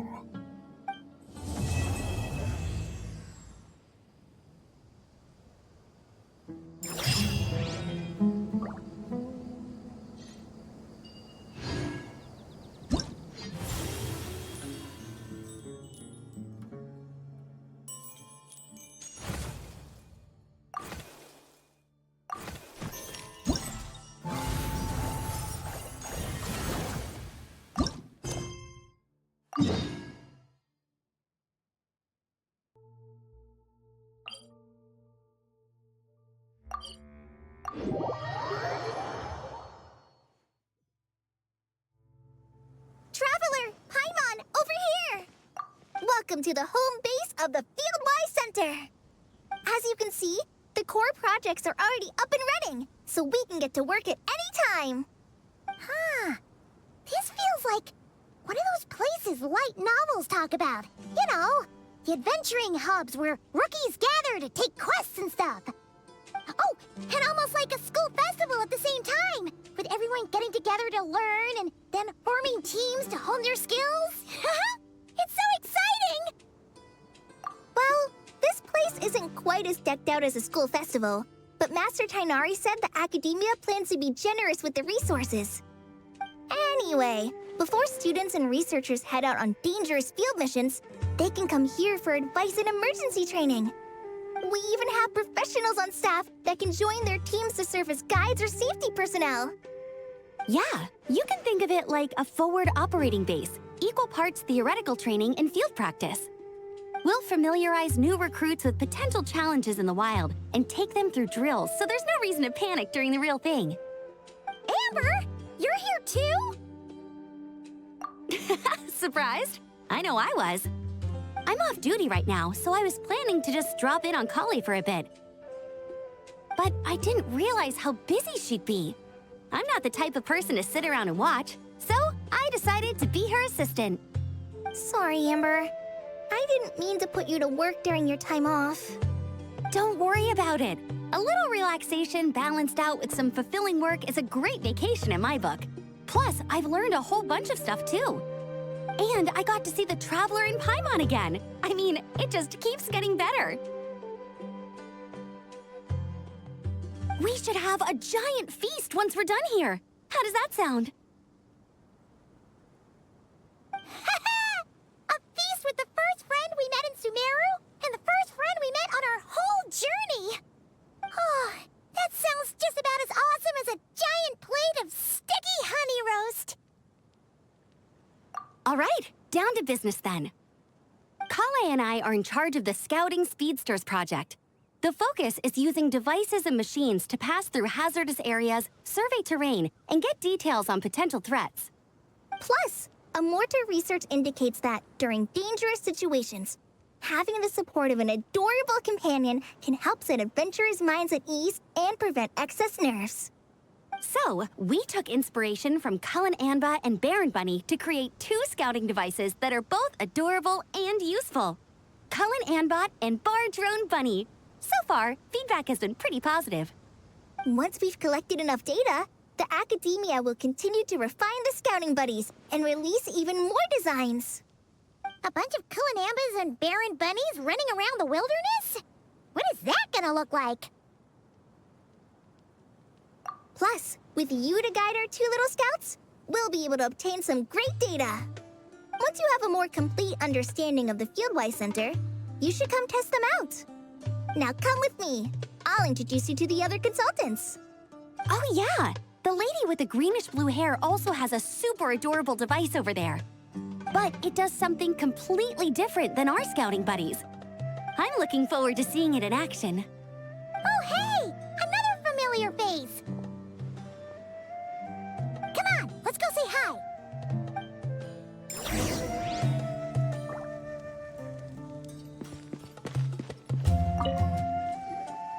It's really that popular.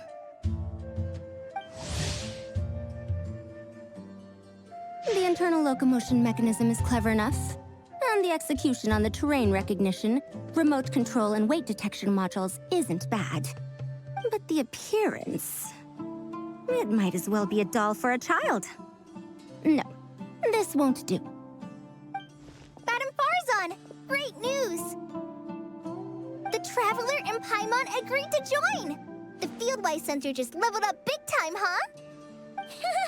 Hello, Madame Farzan! We're here to help! Well, look who the cat dragged in. Excellent job, Kale. Snagging 2 top experts with undeniable adventuring expertise.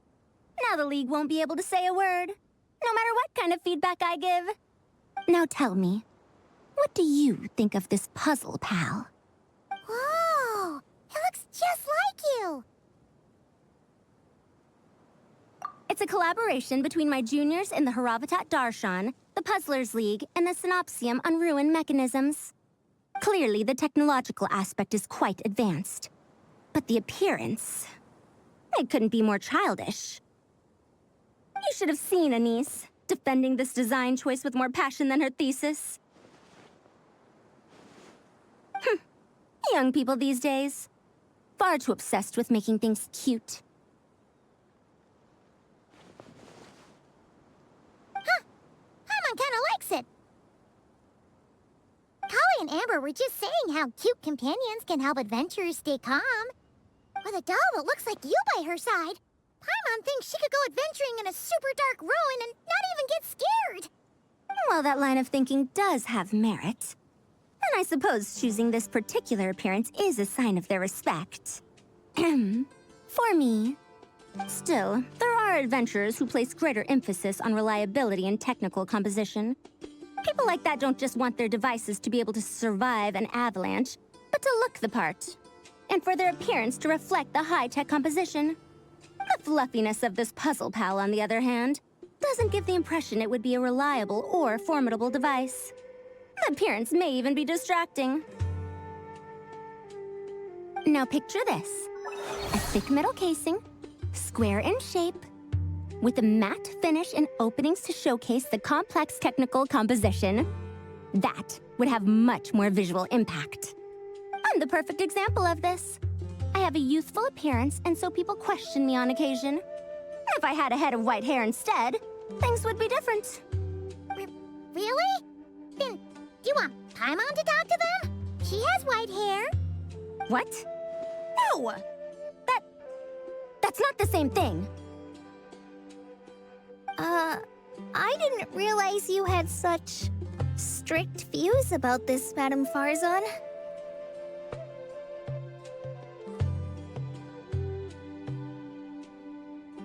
Huh?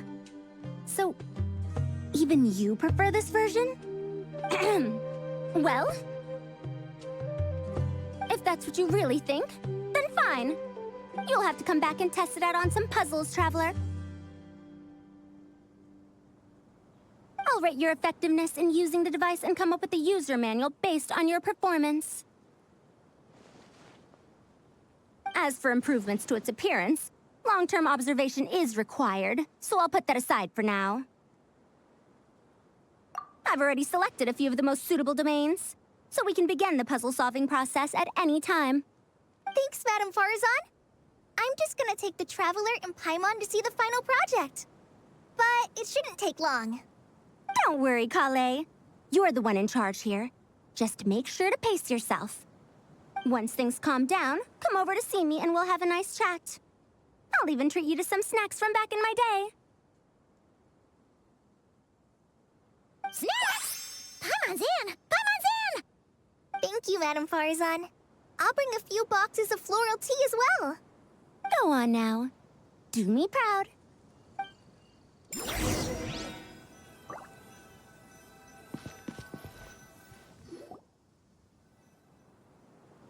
This last one is a long-term project we're calling the Security Division. Thanks to General Mahamatra Sino, we've been able to bring Dia on as the instructor and Candace as the coordinator. They're putting together a combat test right now, but they should be back soon. Hey, looking for us? I guess we showed up right on cue then.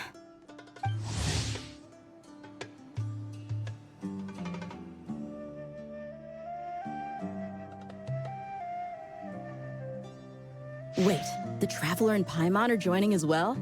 That makes things a whole lot easier. Sorry for keeping you waiting, everyone. But we managed to bring back some good intel.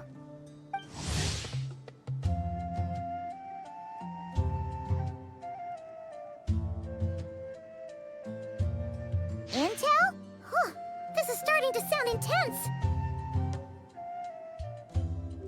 Of course. What better way to protect the students than to sweep through the desert and rid it of all potential dangers? Not a bad plan, right? You in? Not the best time for jokes, Dia. Besides, when it comes to striking down danger, the Traveler is a man on a mission. He might take you up on that offer. Defeating anything that might pose a threat? Oh, even if the Traveler worked non-stop, that could still take years. We'd have to stop traveling. Oh, Paimon doesn't even want to think about that. Time would be the least of our problems. Some dangers aren't visible to the naked eye, like the scorpions burrowed underground or the terrifying raptors sleeping in the trees. You can't get rid of them until they jump out to attack you. For situations like these, we'd have to combine Madame Farazan's recommendations with Amber's approach to scouting, calculating our chances of encountering enemies and our expected operation times. Whoa, whoa, whoa. Pencils down, everyone. That was just a joke. The Security Division's goal is a lot simpler, actually. We're just here to ensure that fieldwork teams include trained combat personnel. Some of this work has been entrusted to the Blazing Beasts and other mercenaries, but members of investigation teams who pass the combat test can also qualify. Before an investigation team is allowed to head into a dangerous area, the group must include at least 2 professionals who have passed the assessment. And Dia and I were just out collecting intel on the best place to hold the test. We found a domain filled with monsters and bandits of all levels. Hopefully, they don't mind us borrowing their stomping ground for a bit. It'll only cost them a few smacks on the head. Oh, so we just need to supervise, right? That's right. Participant safety is our utmost priority. So we'll organize a group of capable personnel to take it in shifts. We still need to figure out our testing metrics, though. Fighting is different from an actual exam, and there's no one right answer. Mercenaries like me, we all have our own style.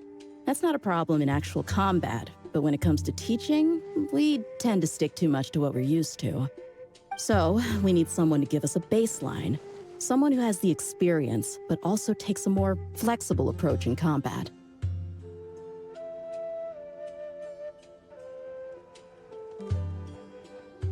Yeah, based on what you just described, the Traveler seems like the perfect person for the job. Great. Working with you is always a pleasure, Traveler. Smooth as butter on a steak.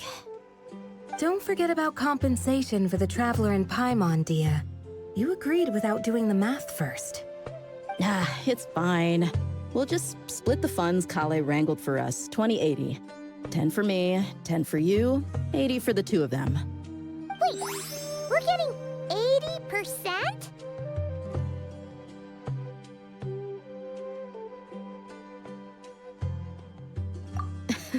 Don't sweat it.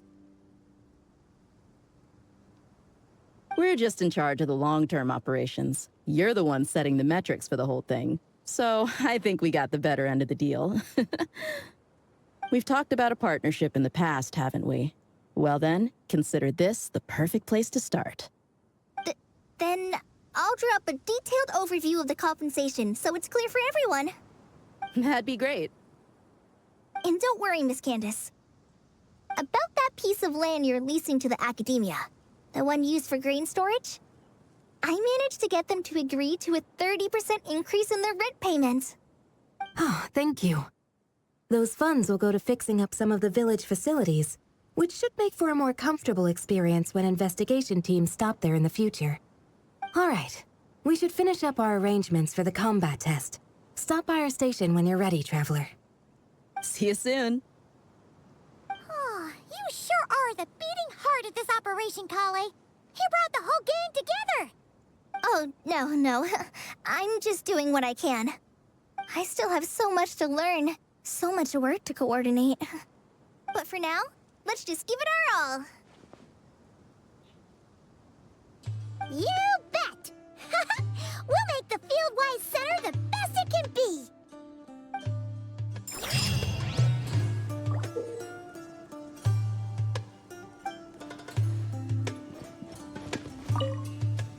Hey there! Ready to go full speed ahead with Cullen Anbot and Barjone Bunny? Our two scouting buddies are tuned up and ready for testing. Don't worry, I'm using this station as a temporary office for the Fieldwise Center as a whole. But it hasn't been too bad. Just a lot of data processing for our scout bots and some paperwork. Oh, and we also give suggestions on how to modify the internal mechanisms. When an investigation team comes along, we register them and check if emergency training is needed. Then we take care of the departure procedures, allocate the required personnel and equipment, and then we monitor the situation with their camp provisions and touch base with the logistics staff. I don't mind. It's just temporary. The center hasn't been open for too long, so we're still working out the kinks. Yeah. Plus, verifying travel qualifications and keeping an eye on logistics is nothing new for me. And the academia is sending specialists to set up a formal administrative team soon. We just have to show them the ropes. Some of them are here already. So once that's set up, and the researchers submit their certifications, we can start delegating the work. And then we can take a well-deserved break. I asked Lisa and Kaya for some recommendations before leaving, so I have a list. Time's been a bit tight this trip, but Kali took me around Sumeru City, and we had tons of amazing food. She's one busy gal, though, so I didn't want to drag her from place to place. It made more sense to spend time here helping her out. I'm sorry, Amber. For what? I'm having a blast. Seeing you take the reins, seeing your friends place their trust in you, even rely on you, it makes me so happy.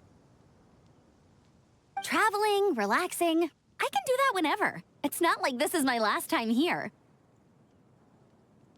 Besides, once we're done, there will still be more than enough time for sightseeing. That makes me even more determined. You don't need to worry about me, Amber. I've got this.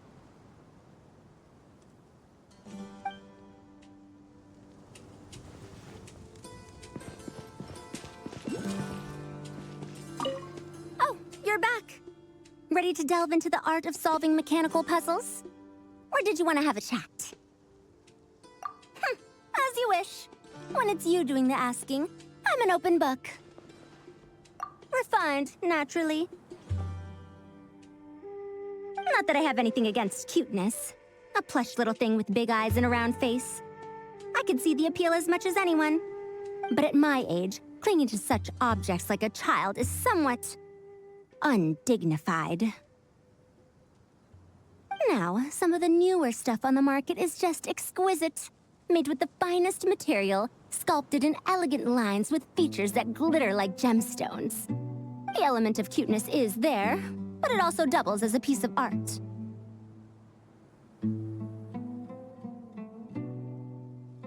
Wait a second. I thought your questions were going to be academic in nature. What is the meaning of this?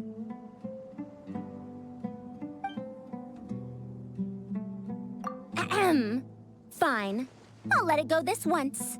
But that excuse won't work a second time.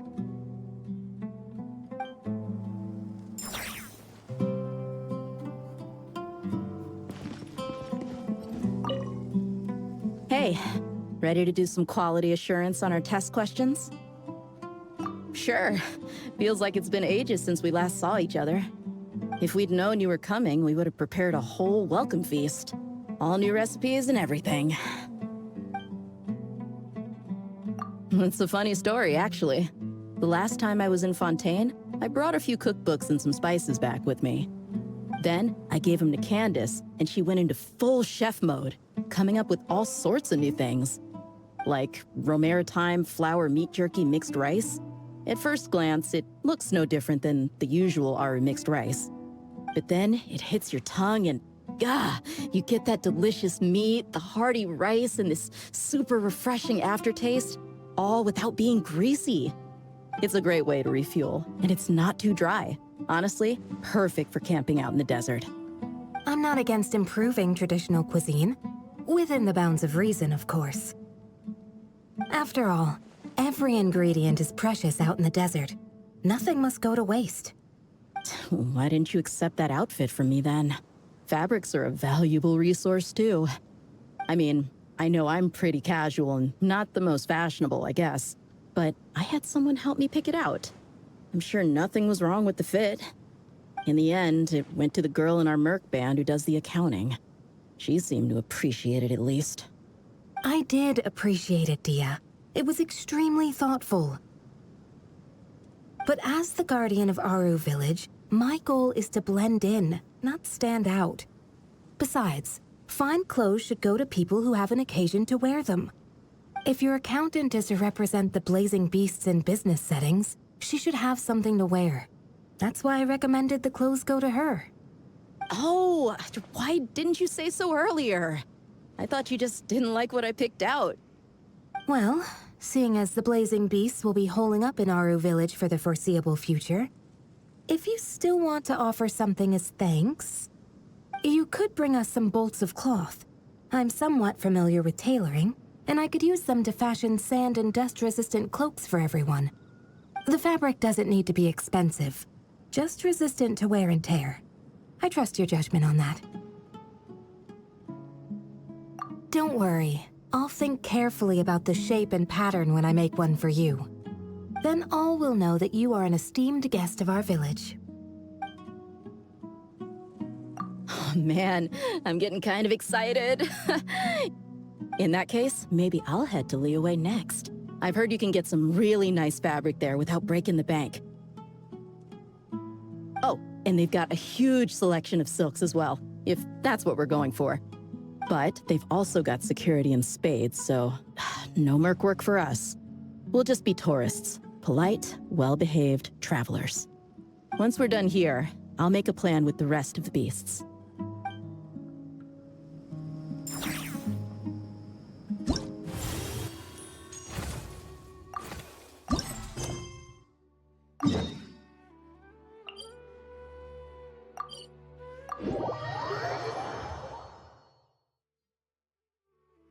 Good news, everyone! The Fieldwise Center is getting a lot of praise from important scholars all throughout the academia. Soon, they'll send a team of specialists to take over the management of this place based on our recommendations. So, thank you for all the support. Wow! Sounds like your hard work paid off, Kale! And you're overseeing the transition yourself. Well done. The young students today could learn a thing or two from you, Kale. Your confidence, your proactiveness, your leadership. It's admirable. Not like some of the ones I teach. So focused on theses and research with no practical skills to speak of.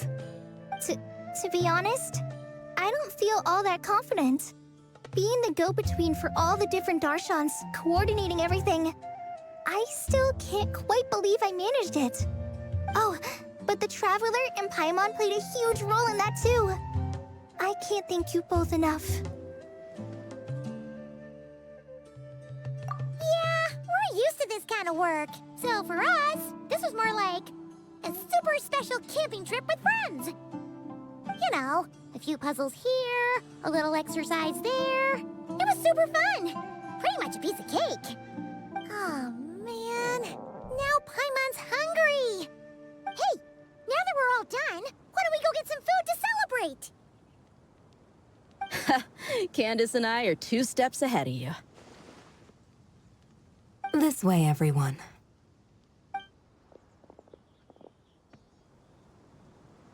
Woohoo! A feast! Perfect timing.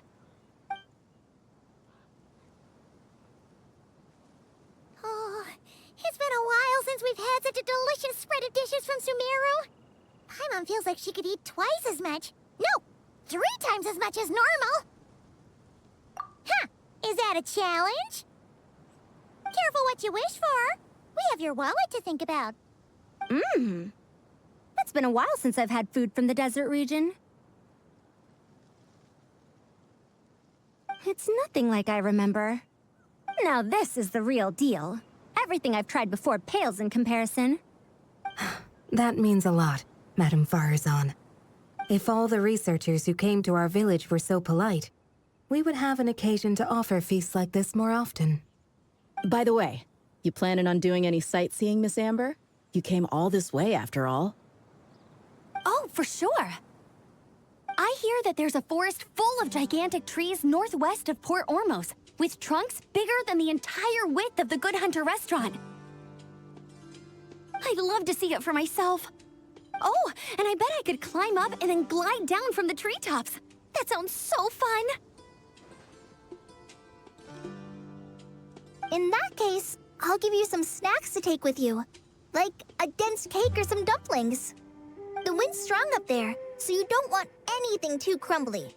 Oh, and you'll need a thicker water skin, so it doesn't break if it drops. Oh, dumplings sound great. So soft and chewy. Great thinking, Kale. As for the desert, I'd love to check out some of the ruins, like that giant one shaped like an hourglass. I'll just observe from a distance, though. Your ruins could be protected sites, so better to not barge in. Besides, there could be someone sleeping in there. I'm glad to hear that, Miss Amber. It's for the best. Your body won't be used to the desert environment, though, so traveling could be tough. You'll need to bring moisturizing ointment and essential oils for the skin. Honestly, though, helping set up the Fieldwise Center was the real highlight of this trip. And thanks to you, Kale, I got to make some new friends, too. So I couldn't be happier. Feel free to drop in on me in Mondstadt anytime. I'll show you the best our city has to offer. Don't mind if I do. I had some dandelion wine while I was in Fontaine, and man, that was the stuff. So sweet and fragrant, not a single bitter note in there at all. And that was the imported stuff. I bet the taste is even better when it's fresh. I'm looking forward to downing a couple of barrels already. It couldn't hurt to take a break from wine either. Those children gave you some hennaberry thorn powder, remember? You could make some tea. Come on, Candace. It's just a taste. The barrels aren't even that big. We're talking like 3 to 5 cups per, tops. And don't worry, I'd make sure to bring back souvenirs for everyone. Well, I've heard the Knights of Favonius Library has quite the collection. I wonder if there are tomes that approach engineering from a different angle. Could be worth perusing.